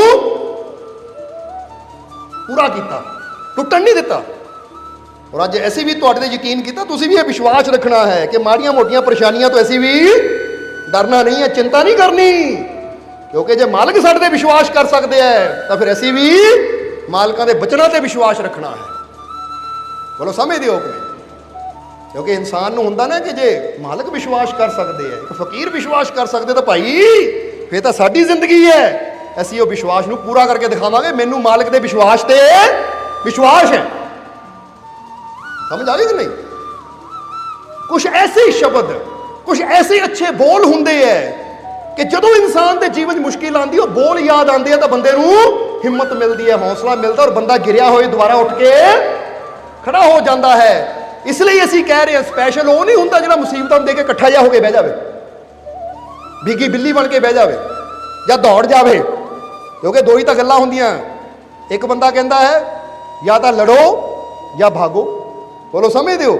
ਕਈ ਲੜਨ ਵਾਲੇ ਹੁੰਦੇ, ਕਈ ਦੌੜਨ ਵਾਲੇ ਹੁੰਦੇ ਹੈ, ਪਰ ਅਸੀਂ ਇੱਕ ਤੀਜੀ ਗੱਲ ਕਹਾਂਗੇ, ਅਸੀਂ ਕਹਿੰਦੇ ਦੌੜੋ ਨਾ ਔਰ ਸਿੱਧਾ ਲੜੋ ਵੀ ਨਾ, ਪਹਿਲਾਂ ਸੋਚੋ, ਵਿਚਾਰੋ, ਸਮਝੋ, ਫਿਰ ਲੜੋ, ਫਿਰ ਚਲੋ। ਕਿਉਂਕਿ ਜਦੋਂ ਅਸੀਂ ਪਹਿਲਾਂ ਥੋੜਾ ਵਿਚਾਰ ਕਰ ਲੈਂਦੇ ਹਾਂ, ਸਮਝ ਲੈਂਦੇ ਹਾਂ ਕਿ ਅੱਗੇ ਜੋ ਮੁਸੀਬਤ ਹੈ ਇਹ ਚੋਂ ਕੀ ਹੱਲ ਹੋ ਸਕਦਾ ਹੈ, ਕਿੱਦਾਂ ਇਹ ਚੋਂ ਨਿਕਲ ਸਕਦਾ ਹੈ, ਜਦੋਂ ਤਿਆਰੀ ਨਾਲ ਕਦਮ ਵਧਾਉਂਦੇ ਆ ਤਾਂ ਜਿਹੜੀ 100% ਮੁਸ਼ਕਿਲ ਹੁੰਦੀ ਨਾ ਉਹ 5 ਰਹਿ ਜਾਂਦੀ ਹੈ, ਕਿਉਂਕਿ ਉਹਦੇ ਬਾਰੇ ਪਹਿਲਾਂ ਹੀ ਮੈਂ ਸਮਝ ਚੁੱਕਾ ਹਾਂ। ਸਮਝਦੇ ਹੋ? ਤਾਂ ਹੀ ਕਹਿੰਦੇ ਪਹਿਲਾਂ ਦੁਸ਼ਮਣ ਦੀ ਕਮਜ਼ੋਰੀ ਨੂੰ ਸਮਝੋ, ਵਿਚਾਰੋ ਔਰ ਫਿਰ ਉਹਦੇ ਨਾਲ ਲੜੋ। ਸਿੱਧਾ ਲੜੋ ਵੀ ਨਾ ਜਾ ਕੇ, ਕਿ ਬੰਦਾ ਕੋਈ ਔਖਾ ਹੋਵੇ ਤਾਂ ਬੰਦਾ ਸਿੱਧਾ ਜਾ ਕੇ ਧੋਣੋਂ ਫੜ ਲਵੇ ਤਾਂ ਅਗਲਾ ਛੁਰੀ ਕੱਢ ਕੇ ਜਾਂ ਰਿਵਾਲਵਰ ਕੱਢ ਕੇ ਸਾਹਮਣੇ ਤਾਣ ਦੇਵੇ। ਓਹੋ, ਮੈਂ ਤਾਂ ਸਮਝਿਆ ਨਹੀਂ ਸੀ, ਕੋਈ ਵੀ ਹੋ ਸਕਦਾ। ਪਹਿਲਾਂ ਦੇਖੋ ਬੰਦਾ ਕੌਣ ਹੈ, ਇਹਦੀ ਕਮਜ਼ੋਰੀ ਕੀ ਹੈ, ਵੀਕਨੈਸ ਕੀ ਹੈ। ਇੱਥੇ ਬੰਦੇ ਦੀ ਗੱਲ ਨਹੀਂ ਕਰ ਰਹੇ, ਮੁਸੀਬਤਾਂ ਦੀ ਗੱਲ ਕਰ ਰਹੇ ਹਾਂ ਅਸੀਂ। ਇਹ ਨਹੀਂ ਕਿ ਬੰਦਿਆਂ ਨਾਲ ਲੜਨ ਤੁਰ ਪਿਓ ਤੁਸੀਂ। ਸਮਝਦੇ ਹੋ? ਕਿਉਂਕਿ ਸਾਨੂੰ ਗੱਲ ਕਲੀਅਰ ਕਰਨੀ ਪੈਂਦੀ ਹੈ, ਨਹੀਂ ਤਾਂ ਇਹ ਸ਼ਬਦਾਂ ਨੂੰ ਬੜਾ ਇੱਧਰ ਉੱਧਰ ਖਿੱਚ ਕੇ ਲੈ ਜਾਂਦੀ ਦੁਨੀਆ। ਇਹ ਸਮਝਣਾ ਜ਼ਰਾ ਸਾਰਿਆਂ ਨੇ। ਇਸ ਲਈ ਮੁਸੀਬਤ ਆਵੇ, ਪਰੇਸ਼ਾਨੀ ਆਵੇ ਕਿ ਮੇਰੇ ਮੋਰੇ ਆਹ ਪ੍ਰੋਬਲਮ ਹੈ, ਹੁਣ ਮੈਂ ਥੋੜਾ ਬੈਠ ਕੇ ਰਿਲੈਕਸ ਹੋਵਾਂ, ਸਮਝਾਂ ਔਰ ਫਿਰ ਤਿਆਰੀ ਕਰਾਂ ਕਿ ਇਹ ਚੋਂ ਨਿਕਲਣਾ ਮੈਂ ਕਿੱਦਾਂ ਆ। ਹੁਣ ਇਹਨੂੰ ਇਦਾਂ ਵੀ ਸਮਝ ਲੈ, ਇੱਕ ਬੱਚਾ ਦੇਖਦਾ ਕਿ ਸਾਹਮਣੇ ਮੈਥ ਦਾ ਪੇਪਰ ਹੈ, ਲੈ ਮਾਲਕਾਂ ਨੇ ਕਿਹਾ ਲੜਨਾ ਆ, ਸਿੱਧਾ ਜਾ ਕੇ ਕਾਪੀ ਪੈਨ ਲੈ ਕੇ ਪੇਪਰ ਪਾਣ ਚੱਲ ਜਾਵੇ, ਬਾਅਦ ਚੋਂ ਫੇਲ ਹੋ ਕੇ ਆ ਜਾਵੇ, ਲੈ ਲੜਿਆ ਤਾਂ ਸੀ ਪਰ ਸਫਲਤਾ ਮਿਲੀ ਨਹੀਂ। ਉਹਨਾਂ ਨੂੰ ਕਹਾਂਗੇ ਪਹਿਲਾਂ ਸਮਝੋ ਕਿ ਮੈਥ ਕੀ ਹੁੰਦੀ ਹੈ, ਉਹਦੇ ਵਿੱਚ ਕੀ ਘਟਾ ਵਧਾ ਕਰਨਾ ਹੈ, ਗੁਣਾ ਕਿੱਦਾਂ ਕਰਨੀ ਹੈ, ਇਹ ਕਿੱਦਾਂ ਕਰਨਾ, ਥੋੜਾ ਟਾਈਮ ਲਾ ਕੇ ਟਿਊਸ਼ਨ ਲੈ ਕੇ ਉਹਦੇ ਬਾਰੇ ਸਮਝੋ। ਹੁਣ ਤਿਆਰੀ ਹੋ ਗਈ, ਹੁਣ ਲੜੋ, ਫਿਰ ਫਤਿਹ ਵੀ, ਕਾਮਯਾਬੀ ਵੀ ਜ਼ਰੂਰ ਮਿਲੇਗੀ। ਤਾਂ ਜੇ ਸਮਝੇ ਤੋਂ ਵੀ ਨਹੀਂ ਚਲੇ ਗਏ तो फिर बंदे ने हार के ही आना है। इसलिए ना भागो ना डायरेक्टली लड़ो, विचार करो, समझो, सोचो और फिर अगे बढ़ो। इनू कहते हैं समझदारी। समझ आ गई कि नहीं? इसलिए स्पैशल कौन है फिर पूछांगे, जेड़ा डर के बह जाए वो है स्पैशल, या जेड़ा मुसीबतों को देख के फिर विश्वास नाल सोच समझ के अगे कदम बढ़ा के उन्होंने मुसीबतों को जितना चला जाए, फिर कौन है स्पैशल?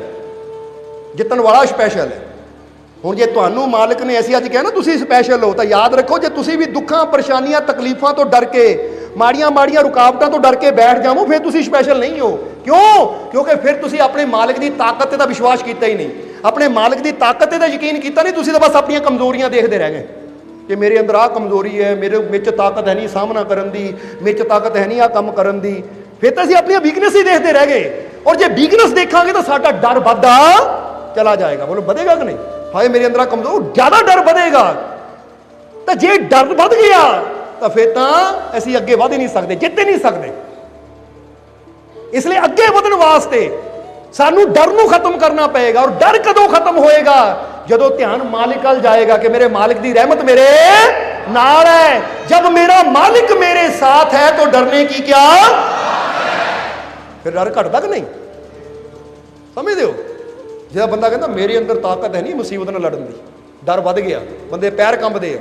पर जिद्दां ही बंदे वो मैं थोड़ी लड़ना है, लड़न वाला तो वो मेरा मालिक है, उन्हें मुसीबत नूं खत्म करना है, ਉਹਦੀ ਰਹਿਮਤ ਨੇ ਖਤਮ ਕਰਨਾ। ਕੋਸ਼ਿਸ਼ ਮੈਂ ਕਰਨੀ ਹੈ ਮਾਲਿਕ ਦੇ ਵਿਸ਼ਵਾਸ ਨਾਲ, ਮੈਨੂੰ ਯਕੀਨ ਹੈ ਕਾਮਯਾਬੀ ਮਿਲੇਗੀ। ਜਦੋਂ ਮਾਲਿਕ ਵੱਲ ਧਿਆਨ ਜਾਂਦਾ ਤਾਂ ਫਿਰ ਬੰਦੇ ਦੀ ਹਿੰਮਤ ਵੱਧਦੀ ਹੈ, ਔਰ ਬੰਦਾ ਹਰ ਮੁਸੀਬਤ ਦਾ ਸਾਹਮਣਾ ਕਰਨ ਲਈ ਤਿਆਰ ਹੋ ਜਾਂਦਾ ਹੈ, ਫਿਰ ਮੁਕਾਬਲਾ ਕਰਦਾ ਹੈ। ਔਰ ਜਿਹੜਾ ਮਾਲਿਕ ਦੇ ਵਿਸ਼ਵਾਸ ਰੱਖਦਾ ਉਹ ਮੁਕਾਬਲਾ ਕਰਦਾ ਵੀ ਔਰ ਜਿੱਤ ਵੀ ਫਿਰ ਉਹਦੀ ਹੁੰਦੀ ਹੈ। ਇਸ ਲਈ ਜਿੱਤਣ ਵਾਲੇ ਬਣਨਾ ਹੈ। ਔਰ ਉਹ ਕਦੋਂ ਬਣਾਂਗੇ? ਜਦੋਂ ਆਪਣੇ ਮਾਲਿਕ ਤੇ ਵਿਸ਼ਵਾਸ ਰੱਖਾਂਗੇ। ਇਸ ਲਈ ਆਪਣੀ ਛੋਟੀ ਸੋਚ ਨੂੰ ਅੱਜ ਤੋਂ ਖਤਮ ਕਰੋ, क्योंकि एक कहावत है कि छोटी सोच तो पाँव की मोच कभी इंसान को अगे नहीं बढ़न देंदी। तुरिया जा रहा है बंदा, अचानक पैर च मोच आ जाए ना, उत्थे बंदा बह जाता पैर लैके, हाय उत्थे लगड़ाना शुरू कर दिंदा, फिर अगे नहीं बढ़ पाता बंदा, कहता घर ही चलो हुण तां मोच आ गई। तो इसी तरह एक गल याद रखना, छोटी सोच भी वो मोच का ही काम करती है। समझते हो कि नहीं? जो बंदा सोच लेंदा सोच छोटी, हाय मेरे तो नहीं होना, ये दुख का अंत नहीं होना, ये मुसीबतों का अंत नहीं होना, ये परेशानियों का अंत नहीं होना, यदा मतलब सोच बड़ी कह दो छोटी है। तो याद रखो छोटी सोच पैर की मोच कदी अगे नहीं बढ़न देती। जे अगे बढ़ना है तो पैर की मोच नूं ठीक करो, तो छोटी सोच नूं ठीक करो। क्योंकि जिहड़ी मोच ठीक हो गई, सोच ठीक हो गई, फिर अगे भी ਉਹੀ ਵੱਧ ਸਕਦਾ ਹੈ, ਮੰਜ਼ਿਲ ਵੀ ਉਹਨਾਂ ਨੂੰ ਮਿਲਦੀ ਹੈ। ਇਸ ਲਈ ਤੁਸੀਂ ਮੰਜ਼ਿਲ ਤੇ ਪਹੁੰਚਣਾ ਹੈ ਨਾ, ਫਿਰ ਛੋਟੀ ਸੋਚ ਨੂੰ ਖਤਮ ਕਰੋ ਤੇ ਸੋਚ ਨੂੰ ਬੜਾ ਕਰੋ। ਔਰ ਸੋਚ ਬੜੀ ਕਦੋਂ ਹੋਏਗੀ? ਜਦੋਂ ਬੜੇ ਨਾਲ ਜੁੜਾਂਗੇ। ਜਿਹੜੇ ਜਿੱਦਾਂ ਦੱਸਿਆ ਕਿ ਉਹ ਮੇਰੇ 'ਚ ਨਹੀਂ ਸਮਾ ਸਕਦਾ, ਤਾਂ ਮੈਂ ਤਾਂ ਉਹਦੇ 'ਚ ਸਮਾ ਸਕਦਾ ਹਾਂ, ਕਿ ਹੈ ਹੀ ਉਹ। ਔਰ ਮੈਂ ਜਿੱਦਾਂ ਕਹਿੰਦੇ ਨਾ, ਮੈਂ ਤੇਰਾ ਤੇਰਾ ਤੇਰਾ, ਹੁਣ ਤੇਰਾ ਹੀ ਹੈ, ਮੇਰਾ ਮੁਝ में कुछ नहीं, जो कुछ है सो तेरा। ਹੁਣ ਤੇ 'ਚ ਸਮਾ ਗਿਆ। और जो चलीन हो गया, मेरा मालिक जे मेरे नाल है तो वह बल, वह हिम्मत, तो हौसला मिलता कि सोचा आपे बड़ियां हो जाती, विश्वास आपे ही बड़ा हो जाता है। इसलिए गुरुआं रहबरां फकीरां ने विश्वास किया इस चीज़ से, ताही फिर कहांगे कि उन्होंने विश्वास किया, उन्होंने अपने अंदरली शक्ति नूं जानिया, जिदा शाह मंसूर ने पहचानिया कि मेरे रोम रोम च वो रब ही है। इसलिए ऐन हक कहना शुरू कर दिता। जो ये चीज़ एक हुंदा सिर्फ बोलना, क्योंकि बंदा बोल दिंदा मेरे च रब है, पर महसूस नहीं करता, यानी वो फील नहीं अंदरों आती। पर एक हुंदा है कि फीलिंग लैनी। समझते हो कि नहीं? हुण फर्ज करो तुसी किसी नूं कहो, कोई तुहानूं पूछे तू प्यार करदा, हाँ मैं करदा हाँ, पर तुसी वो शब्द बोल रहे हो, तुहाडे अंदर कोई फीलिंग नहीं है, तो सिर्फ शब्द है। पर जे सचमुच किसी नूं प्रेम करदे हो ना, फिर बंदा वो फीलिंग नाल कहंदा मैं प्रेम करदा, तो फिर वो सिर्फ शब्द नहीं है, ओहदियां पूरियां भावनावां है। क्योंकि कई बार कहण तो बंदा उन्होंने भी कह दिंदा जिन्होंने बंदा देखना भी पसंद नहीं करता, जो मिल जाण हाँ भी बड़ी खुशी हुई तेन देख के, पर जिसले चल जाए कित्थे मूँह देख लिया मैं, कित्थे घर आ गया मेरे, यानी वो जवानी रिश्तेदारी है, वो जवानी प्यार है।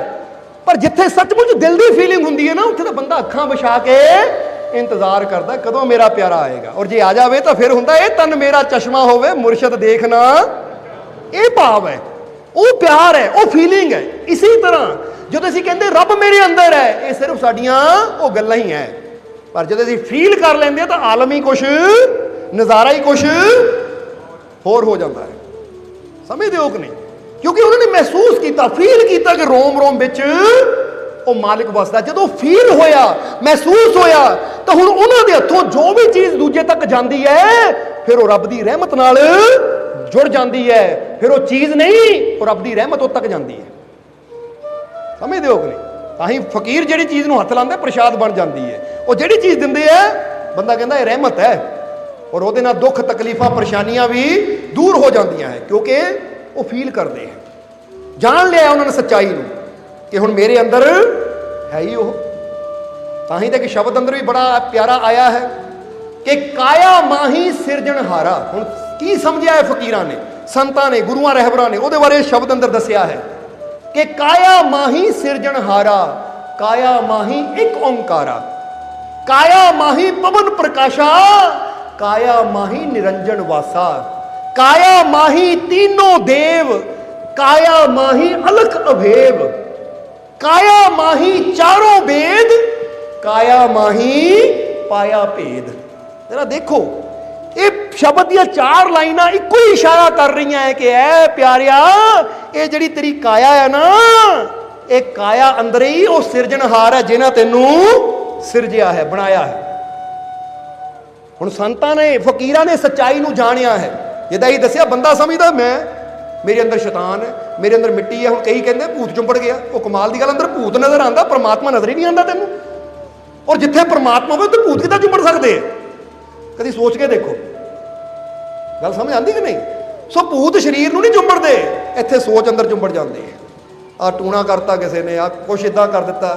जिद्दां एक जीव दस रहे सी कि उन्हें कोई पेपर दिता, पास नहीं होया, तो किसी ज्योतिषी नूं दिखाया, तो उन्हें कहा जी मिट्टी चक्की है पैरों की, काम बन्निया आया, तां नहीं सफलता मिलती। कमाल की गल है, इदा मिट्टी चक्कण वाले काम होण लग पण तो जरा गौर करना। फिर तो बंदा आ जिन्ने भी बड़े बड़े नेता है, प्रधानमंत्री ने, मिट्टी चक के बंदा बिठा दे, उन्होंने बड़े ही नांगे मिट्टी चक लो, बस लै जाओ किसी चेले भूपे को, लै भी चक ली, मैं पैरों की मिट्टी फलाने राष्ट्रपति की, प्रधानमंत्री की, इदा का बिठा दे, उठे ही ना कभी है। इन्नी परेशानी हो गई ना किसी को कुछ करन दी। फिर तो वोटां विच भी की होवे, पार्टी के खिलाफ लड़ाई ना जान, फिर तो चेलिया को लाइन लगी होवे, आ चेले जी आ साडी पार्टी ना जित जावे, आ चक दो मिट्टी, आ दूजी पार्टी के मैंबरां दी काम बंद है उन्हां दा। कमाल की गल है। जदों लगे कि मैं फेल हो रहा है तो मिट्टी मुट्टी कुछ नहीं हुंदी, उत्थे मैनूं मेहनत ਵਧਾਉਣ ਦੀ ਲੋੜ ਹੁੰਦੀ ਹੈ। ਪਹਿਲੀ ਗੱਲ ਮਿਹਨਤ ਨਾਲੋਂ ਵੀ ਹਿੰਮਤ, ਵਿਸ਼ਵਾਸ ਵਧਾਉਣ ਦੀ ਲੋੜ ਹੁੰਦੀ ਹੈ। ਕਿਉਂਕਿ ਬੜੇ ਮਾਲਕ ਇਹ ਗੱਲ ਕਹਿੰਦੇ ਸੀ ਕਿ ਅਗਰ ਤੂੰ ਮੰਨ ਲਵੇਂ कि मैं हारना है तो तेरी हार पक्की है, और अगर तू सोच लवे कि मैं जितना है मेरी जित पक्की हो जाती है। हुण ये साडी सोच है, जे बंदा पहले ही सोच लवे आ मेरा पेपर बड़ा औखा है, ये मेरे तो नहीं दे होना, मैं फेल ही होना है। पक्की गल है, जिहड़े फेल होंदे आ 100% उन्हां अंदर सोच ही ये चलती है, तां ही फेल होंदे। समझदे हो कि नहीं? जिन्हां दे काम कार रह जाते हैं ना, अंदर सोच चलती है यार दुकान तो खोली, काम पता नहीं चलना कि नहीं चलना, पता नहीं सफलता मिलनी कि नहीं मिलनी, पता नहीं गाहक आने या नहीं आने। वो पक्की गल है, उन्होंने दुकान बंद ही होनी है, क्योंकि सोच ही उदां दी है। इसलिए एक गल हमेशा याद रखो कि जे करना है ना तो विश्वास ना करना है कि मेरा मालिक मेरे नाल है, मैनू पूरा यकीन है, जे मैं शुरू किया है मेरे मालिक ने शुरू कराया तो मैनू कामयाबी भी जरूर देगा, मैनू विश्वास है। इनू कहते हैं अपने मालिक ते यकीन करना, अपने मालिक ते भरोसा करना। जो पहले साड़ी सोच डरी हुई होवे तो जे असीं सोच लईए वो मेरी हार होनी है, तो तेरी हार पक्की है, गारंटी है। तो जे तू सोच लवे कि मैनू जित जरूर मिलेगी क्योंकि मेरा मालिक मेरे, तो फिर क्योंकि जिद्दां दी साडी सोच हुंदी है, कोशिश भी बंदा फिर उदां दी करदा है। समझदे हो कि नहीं?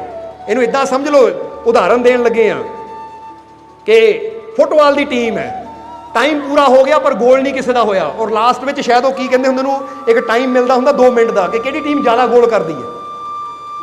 हुण कहते हैं कि फुटबॉल रखा होया है, सामने गोल ची खड़ा है और प्लेयर है। हुण सोच की गल दस्सण लगे हैं कि दोनों टीमों के खिलाड़ी की सोच रहे हैं। एक खिलाड़ी सोच रहा है कि अगर मैं गोल कर दिता तो मेरी टीम ने जित जाना है, फिर मैं भी जित जाना, मेरी टीम ने भी जित जाना है और कप साडा। वो ये सोच रहा है। तो दूजा की सोच रहा है अगर गोल ना होया तो मेरी टीम ने हार जाना है, मैं भी हार जाना है, कप कुप नहीं मिलना।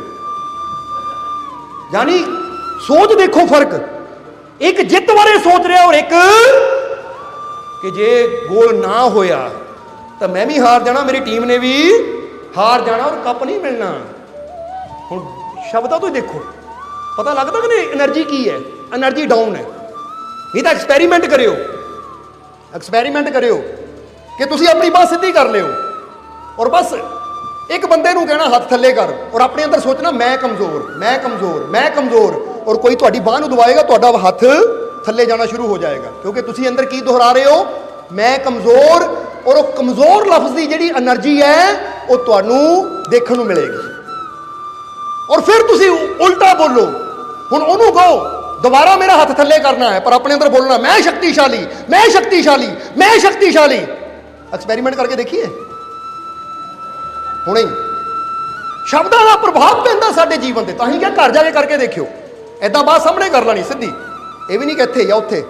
और किसी नूं कहना हाथ ना मेरी बाह थल्ले दबा, और तुसी अपने आप नूं बोलना है मैं कमजोर, मैं कमजोर, मैं कमजोर, और उन्होंने कहना हुण हथ दबा, कहंदे कहंदे तुसी मैं कमजोर, मैं कमजोर, बाह दबाएगा तुहाडी बाह थल्ले जाएगी, ਉਹਨੂੰ ਵੀ ਫੀਲ ਹੋਏਗਾ।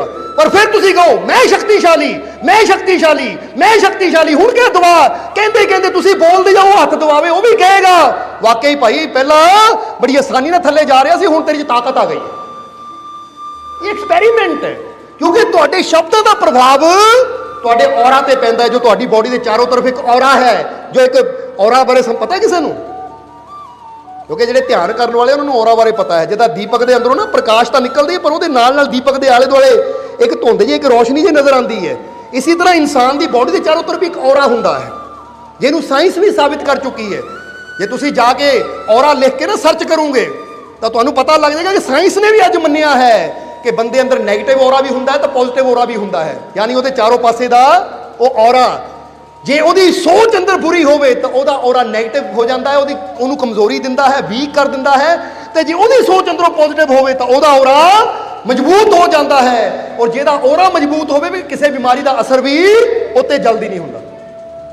ਤਾਂ ਜੇ ਅੰਦਰੋਂ ਹੀ ਔਰਾ ਕਮਜ਼ੋਰ ਹੈ, ਯਾਨੀ ਅੰਦਰੋਂ ਹੀ ਸੋਚ ਕਮਜ਼ੋਰ ਹੈ, ਨੈਗੇਟਿਵਿਟੀ ਨਾਲ ਭਰੀ ਹੋਈ ਹੈ, ਦੁਖੀ, ਚਿੰਤਿਤ, ਪਰੇਸ਼ਾਨੀ ਨਾਲ ਭਰੀ ਹੈ ਕਿ ਮੇਰੇ ਦੁੱਖ ਬਹੁਤ ਬੜੇ ਹੈ, ਮੈਂ ਕਮਜ਼ੋਰ ਹਾਂ, मैं बीमार हाँ, मैं इदा मैं उदा, देखोगे ਜਿਹੜਾ ਬੰਦਾ ਕਹੇਗਾ ਨਾ ਮੈਂ ਬਿਮਾਰ ਹਾਂ, ਮੈਂ ਕਮਜ਼ੋਰ ਹਾਂ, ਉਹ ਸਦਾ ਬਿਮਾਰ ਹੀ ਹੋਏਗਾ। ਉਹਨੂੰ ਜਦੋਂ ਮਰਜ਼ੀ ਪੁੱਛ ਲਓ ਬਿਮਾਰ ਹੀ ਮਿਲਣਾ ਤੁਹਾਨੂੰ। ਇਸ ਲਈ ਕਈ ਜੀਵ ਕਹਿੰਦੇ ਪਿਛਲੇ 15 ਸਾਲ ਤੋਂ ਬਿਮਾਰ ਹਾਂ। ਇਹ ਕਮਾਲ ਦੀ ਗੱਲ, ਠੀਕ ਕਦੀ ਹੋਇਆ ਹੀ ਨਹੀਂ, ਕਮਾਲ ਦੀ ਗੱਲ ਹੈ। ਮਜ਼ਾ ਤਾਂ ਕੀ ਹੈ ਕਿ ਕਹਿਣਾ ਸ਼ੁਰੂ ਕਰੋ ਮੈਂ ਠੀਕ ਹਾਂ, ਮੈਂ ਤੰਦਰੁਸਤ ਹਾਂ, ਚਾਹੇ ਮੈਨੂੰ ਬੁਖਾਰ ਵੀ ਹੈ ਤਾਂ ਵੀ ਕਹੋ ਮੈਂ ਠੀਕ ਹਾਂ। ਜਦੋਂ ਠੀਕ ਕਹਿੰਦੇ ਹੋ ਤਾਂ ਤੁਸੀਂ ਆਪਣੇ ਔਰਾ ਨੂੰ ਸਟਰੋਂਗ ਕਰਦੇ ਹੋ, ਔਰ ਜਦੋਂ ਤੁਹਾਡਾ ਔਰਾ ਸਟਰੋਂਗ ਹੋ ਜਾਂਦਾ ਤੁਹਾਡੀਆਂ ਬਿਮਾਰੀਆਂ ਦੂਰ ਹੋ ਜਾਂਦੀਆਂ। जरा समझना इसमें, क्योंकि मजबूत होवांगे तां ही बीमारियां दौड़नगियां। मजबूत किद्दां होना? अपनी सोच नूं मजबूत करके। कामयाब उदों ही होवांगे जदों अंदरों अपने आप नूं स्ट्रोंग करांगे। और जदों अंदरों स्ट्रोंग हो गए तां जिहड़ा बंदा अंदरों स्ट्रोंग है ना, बाहर दी चीज़ां दा असर होना उत्ते बंद हो जाता। हुण किसी दे चपेड़ मारो, वो मारे हाई मर गया तां किसी दे मारो अच्छा मार ला, होर मार ला, बंदा कहता यार बड़ी हार्ड स्किन, हाथ दुखण लग पिया मेरा, ਇਹਨੂੰ ਕੋਈ ਫਾਇਦਾ ਨਹੀਂ ਮਾਰਨ ਦਾ।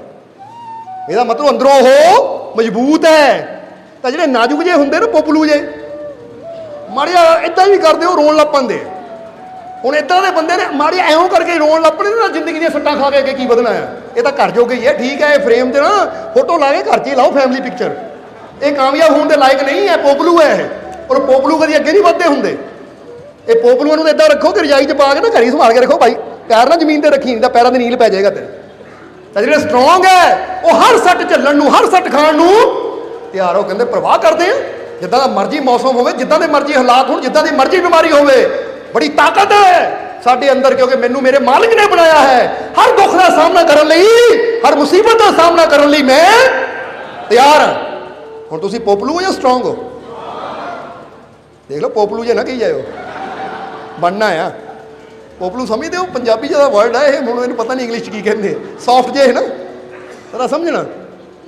ਇਸ ਲਈ ਸਮਝੋ ਜ਼ਰਾ ਇਸ ਚੀਜ਼ ਨੂੰ, ਆਪਣੇ ਔਰਾ ਨੂੰ ਮਜ਼ਬੂਤ ਕਰਨਾ ਹੈ। ਔਰ ਔਰਾ ਕਦੋਂ ਮਜ਼ਬੂਤ ਹੋਏਗਾ? ਸਾਡੇ ਬਾਹਰਲਾ ਦਾਇਰਾ। ਤਾਂ ਹੀ ਅਸੀਂ ਕਿਹਾ ਔਰਾ ਬਾਰੇ ਨਾ ਸਰਚ ਕਰਿਓ, ਤੁਹਾਨੂੰ ਪਤਾ ਲੱਗ ਜਾਏਗਾ ਕਿ ਲੇਅਰ ਹੁੰਦੀ ਹੈ ਸਾਡੀ ਬੋਡੀ ਦੇ ਆਲੇ ਦੁਆਲੇ ਨਾ ਔਰਾ ਦੀ। ਉਹ ਲੇਅਰ ਜਿੰਨਾ ਸਾਡੀ ਸੋਚ ਪੋਜ਼ਿਟਿਵ ਹੁੰਦੀ ਹੈ, ਵਿਸ਼ਵਾਸ ਨਾਲ ਭਰੀ ਹੁੰਦੀ ਹੈ, ਉਹ ਲੇਅਰ ਬਾਹਰ ਅੱਛੀ ਹੁੰਦੀ ਚਲੀ ਜਾਂਦੀ ਹੈ। ਜੇ ਸਾਡੀ ਸੋਚ ਮਾੜੀ ਹੈ ਕਿ ਹਾਏ ਮੇਰੇ ਨਾਲ ਮਾੜਾ ਹੀ ਹੁੰਦਾ, ਤਾਂ ਤੁਹਾਡੀ ਬਾਹਰਲੀ ਔਰਾ ਦੀ ਲੇਅਰ ਨੈਗੇਟਿਵ ਤਿਆਰ ਹੁੰਦੀ, ਤਾਂ ਨੈਗੇਟਿਵ ਚੀਜ਼ਾਂ ਨੇ ਉਹਨੂੰ ਆਪਣੇ ਵੱਲ ਖਿੱਚਣਾ ਹੈ। ਸਮਝਦੇ ਹੋ ਨਹੀਂ? ਜਿੱਦਾਂ ਕਹਿੰਦੇ ਚੁੰਬਕ, ਉਹਨੇ ਲੋਹੇ ਨੂੰ ਖਿੱਚਣਾ ਆਪਣੀ ਤਰਫ। ਇਦਾਂ ਹੀ ਜੇ ਤੁਹਾਡੀ ਸੋਚ ਪੋਜ਼ਿਟਿਵ ਹੁੰਦੀ ਹੈ ਕਿ ਮੈਨੂੰ ਯਕੀਨ ਹੈ ਮੈਂ ਠੀਕ ਹਾਂ, ਮੇਰੇ ਤੇ ਰਹਿਮਤ ਹੋਏਗੀ, ਤਾਂ ਤੁਹਾਡਾ ਔਰਾ ਇੰਨਾ ਮੈਗਨੈਟਿਕ ਹੋ ਜਾਂਦਾ ਹੈ, ਯਾਨੀ ਪਾਵਰਫੁਲ ਹੋ ਜਾਂਦਾ, ਅੱਛੀਆਂ ਚੀਜ਼ਾਂ ਨੂੰ ਆਪਣੇ ਵੱਲ ਖਿੱਚਣਾ ਸ਼ੁਰੂ ਕਰ ਦਿੰਦਾ ਹੈ। ਨਹੀਂ ਤਾਂ ਕਦੀ ਗੌਰ ਕਰਕੇ ਦੇਖਣਾ, ਇੱਕ ਬੰਦਾ ਕਹਿੰਦਾ ਮੈਨੂੰ ਤਾਂ ਕੋਈ ਪਸੰਦ ਹੀ ਨਹੀਂ ਕਰਦਾ, ਮੈਨੂੰ ਨਹੀਂ ਕੋਈ ਪਿਆਰ ਕਰਦਾ, ਤੁਸੀਂ ਦੇਖੋ ਰੋਂਦਾ ਹੀ ਰਹੇਗਾ ਸਾਰੀ ਜ਼ਿੰਦਗੀ, ਕੋਈ ਪਸੰਦ ਕਰੇਗਾ ਹੀ ਨਹੀਂ ਉਹਨੂੰ। ਆਪਣੀ ਮਾਂ ਵੀ ਉਹਦੀ ਕਹੀ ਗਈ, ਕਿੱਦਾਂ ਦਾ ਬੱਚਾ ਹੈ, ਕਮਾਲ ਦੀ ਗੱਲ ਹੈ, ਕੋਈ ਪਸੰਦ ਵਾਲੇ ਦਾ ਕੰਮ ਕਰਦਾ ਹੀ ਨਹੀਂ, ਇਹ ਦੁਖੀ ਹੋ ਗਈ ਮੇਰੇ ਤੋਂ। ਤਾਂ ਜਿਹੜਾ ਬੰਦਾ ਕਹੇਗਾ ਨਾ ਉਹ ਮੈਨੂੰ ਮੇਰੇ ਮਾਲਿਕ ਨੇ ਬਣਾਇਆ ਹੈ, ਮੈਨੂੰ ਸਾਰੀ ਦੁਨੀਆ ਹੀ ਪਿਆਰ ਕਰਦੀ ਹੈ, ਮੇਰਾ ਰੱਬ ਮੈਨੂੰ ਪਿਆਰ ਕਰਦਾ, ਮੇਰਾ ਮਾਲਿਕ ਮੈਨੂੰ ਪਿਆਰ ਕਰਦਾ, ਹੋਰ ਪਿਆਰ ਕਿੱਦਾਂ ਚਾਹੀਦਾ ਮੈਨੂੰ? ਜੇ ਮੇਰਾ ਰੱਬ ਮੇਰਾ ਮਾਲਿਕ ਮੈਨੂੰ ਪਿਆਰ ਕਰਦਾ ਹੈ, ਇਹਦਾ ਮਤਲਬ ਮੈਂ ਪਿਆਰ ਕਰਨ ਦੇ ਲਾਇਕ ਆ, ਤਾਂ ਸਾਰੀ ਦੁਨੀਆ ਦਾ ਪਿਆਰ ਮਿਲਣਾ ਸ਼ੁਰੂ ਹੋ ਜਾਂਦਾ ਬੰਦੇ ਨੂੰ, ਕਿਉਂਕਿ ਔਰਾ ਸਟਰੋਂਗ ਹੋ ਗਿਆ ਉਹਦਾ। ਸਮਝਦੇ ਹੋ ਕਿ ਨਹੀਂ? ਇਸ ਲਈ ਅੱਜ ਤੋਂ ਆਪਣੇ ਆਪ ਨੂੰ ਮਾਮੂਲੀ ਨਹੀਂ ਸਮਝਣਾ, ਸਟਰੋਂਗ ਬਣਾਓ। ਬਣਿਓ ਕਿ ਨਹੀਂ? ਆਪਣੇ ਆਪ ਨੂੰ ਮਜ਼ਬੂਤ ਬਣਾਓ, ਆਪਣੀ ਔਰਾ ਨੂੰ ਸਟਰੋਂਗ ਕਰੋ, ਔਰ ਔਰਾ ਨੂੰ ਸਟਰੋਂਗ ਕਰਨ ਵਾਸਤੇ ਆਪਣੀ ਸੋਚ ਨੂੰ ਸਟਰੋਂਗ ਕਰਨਾ ਹੈ, ਕਿਉਂਕਿ ਕਾਇਆ ਅੰਦਰ ਸਿਰਜਣਹਾਰਾ, ਕਾਇਆ ਮਾਹੀ ਸਿਰਜਣਹਾਰਾ। ਜਦੋਂ ਸਿਰਜਣਹਾਰ ਜਿਹਨਾਂ ਮੈਨੂੰ ਪੈਦਾ ਕੀਤਾ ਮੇਰੀ ਕਾਇਆ ਚਾਹੀਏ, ਕਾਇਆ ਮਾਹੀ ਇੱਕ ਓਂਕਾਰਾ, ਉਹ ਇੱਕ ਓਂਕਾਰ ਜਿਹਦੀ ਨਾਦ ਸਾਰੀ ਦੁਨੀਆ 'ਚ ਬ੍ਰਹਿਮੰਡ 'ਚ ਗੂੰਜ ਰਹੀ ਹੈ, ਉਹ ਓਂਕਾਰ ਮੇਰੇ ਅੰਦਰ ਹੀ ਹੈ, ਯਾਨੀ ਪ੍ਰਮਾਤਮਾ ਮੇਰੇ ਅੰਦਰ ਹੀ ਹੈ। ਕਾਇਆ ਮਾਹੀ ਪਵਨ ਪ੍ਰਕਾਸ਼ਾ, ਕਾਇਆ ਮਾਹੀ ਨਿਰੰਜਨ ਵਾਸਾ, ਉਹ ਪਵਨ ਵੀ ਮੇਰੇ ਅੰਦਰ ਹੈ, ਪ੍ਰਕਾਸ਼ ਵੀ ਮੇਰੇ ਅੰਦਰ ਹੈ, ਉਹ ਨਿਰੰਜਨ ਜੋ ਸਾਰੀ ਦੁਨੀਆ ਤੋਂ ਰਹਿਤ ਹੈ, ਉਹ ਸ਼ਕਤੀਸ਼ਾਲੀ ਪ੍ਰਮਾਤਮਾ ਮੇਰੇ ਇਹ ਕਾਇਆ ਦੇ ਅੰਦਰ ਹੈ। ਕਾਇਆ ਮਾਹੀ तीनों देव, काया माही अलख भेद, ਉਹ ਤਿੰਨੇ ਹੀ ਦੇਵਤਾ ਵੀ ਮੇਰੇ ਅੰਦਰ ਹੀ ਹੈ। ਸਮਝਦੇ ਹੋ ਕਿ ਨਹੀਂ? ਕਿਉਂਕਿ ਕਹਿੰਦੇ ਨਾ ਬ੍ਰਹਮਾ ਵਿਸ਼ਨੂੰ ਮਹੇਸ਼, ਬ੍ਰਹਮਾ ਜਨਮ ਦਾ ਦੇਵਤਾ, ਵਿਸ਼ਨੂੰ ਪਾਲਣ ਵਾਲਾ, ਤਾਂ ਮਹੇਸ਼ ਯਾਨੀ ਸ਼ਿਵ ਜੀ ਕਹਿੰਦੇ ਕਾਲ ਦਾ ਦੇਵਤਾ, ਮਾਰਨ ਵਾਲਾ। ਇਹ ਕਹਿੰਦੇ ਤਿੰਨੇ ਚੀਜ਼ ਤੁਹਾਡੇ ਅੰਦਰ ਹੈ। ਕਿੱਦਾਂ? ਜੇ ਤੁਸੀਂ ਆਪਣੀ ਸੋਚ ਨੂੰ ਐਸਾ ਵੀ ਬਣਾ ਸਕਦੇ ਹੋ ਕਿ ਆਪਣੇ ਜੀਵਨ ਨੂੰ ਇੱਕ ਨਵਾਂ ਜਨਮ ਦੇ ਸਕਦੇ ਹੋ, ਫਿਰ ਆਪਣੇ ਜੀਵਨ ਨੂੰ ਸੰਭਾਲ ਵੀ ਤੁਸੀਂ ਸਕਦੇ ਹੋ। ਕਿੱਦਾਂ? ਆਪਣੀ ਸੋਚ ਦੇ ਨਾਲ, ਵਿਸ਼ਵਾਸ ਦੇ ਨਾਲ, ਕਿਉਂਕਿ ਸਾਰੀਆਂ ਸ਼ਕਤੀਆਂ ਤੁਹਾਡੇ ਅੰਦਰ ਹੀ ਕੰਮ ਕਰ ਰਹੀਆਂ ਨੇ, ਔਰ ਆਪਣੇ ਜੀਵਨ ਨੂੰ ਖਤਮ ਵੀ ਤੁਸੀਂ ਕਰ ਸਕਦੇ ਹੋ ਆਪਣੀ ਗਲਤ ਕਰਨੀ ਨਾਲ। ਜਿੱਦਾਂ ਸਮਝ ਲਓ ਜੋ ਇਨਸਾਨ ਹੈ ਅਗਰ ਸੋਚ ਬਦਲ ਲਵੇ ਤਾਂ ਇੱਕ ਨਵੇਂ ਇਨਸਾਨ ਦਾ ਜਨਮ ਹੁੰਦਾ ਹੈ ਕਿ ਨਹੀਂ? ਜਦੋਂ ਇੱਥੇ ਜੀਵਾ ਨੇ ਦੱਸਿਆ ਕਿ ਮੈਂ ਇੰਨਾ ਟੁੱਟ ਚੁੱਕੀ ਸੀ, ਜੀਵਨ 'ਚ ਇੰਨੀ ਪਰੇਸ਼ਾਨ ਸੀ ਕਿ ਮੇਰਾ ਦਿਲ ਖੁਦਕੁਸ਼ੀ ਕਰਨ ਨੂੰ ਕਰਦਾ ਸੀ, ਆਤਮ ਹੱਤਿਆ ਕਰਨ ਨੂੰ ਕਰਦਾ ਸੀ, ਔਰ ਮੈਂ ਕਰਨ ਵੀ ਚੱਲੀ ਸੀ, ਸੋਚ ਲਿਆ ਸੀ, ਪਰ ਫਿਰ ਮਾਲਕਾਂ ਦਾ ਸਤਸੰਗ YouTube ਤੇ ਸੁਣ ਲਿਆ ਤਾਂ ਮੈਨੂੰ ਇੰਨੀ ਖੁਸ਼ੀ ਮਿਲੀ, ਹਿੰਮਤ ਹੌਸਲਾ ਮਿਲਿਆ ਕਿ ਮੈਨੂੰ ਇੱਕ ਨਵਾਂ ਜਨਮ ਮਿਲਿਆ, ਔਰ ਅੱਜ ਮੈਂ ਬਹੁਤ ਖੁਸ਼ ਹਾਂ ਸਤਸੰਗ ਨਾਲ ਜੁੜ ਕੇ।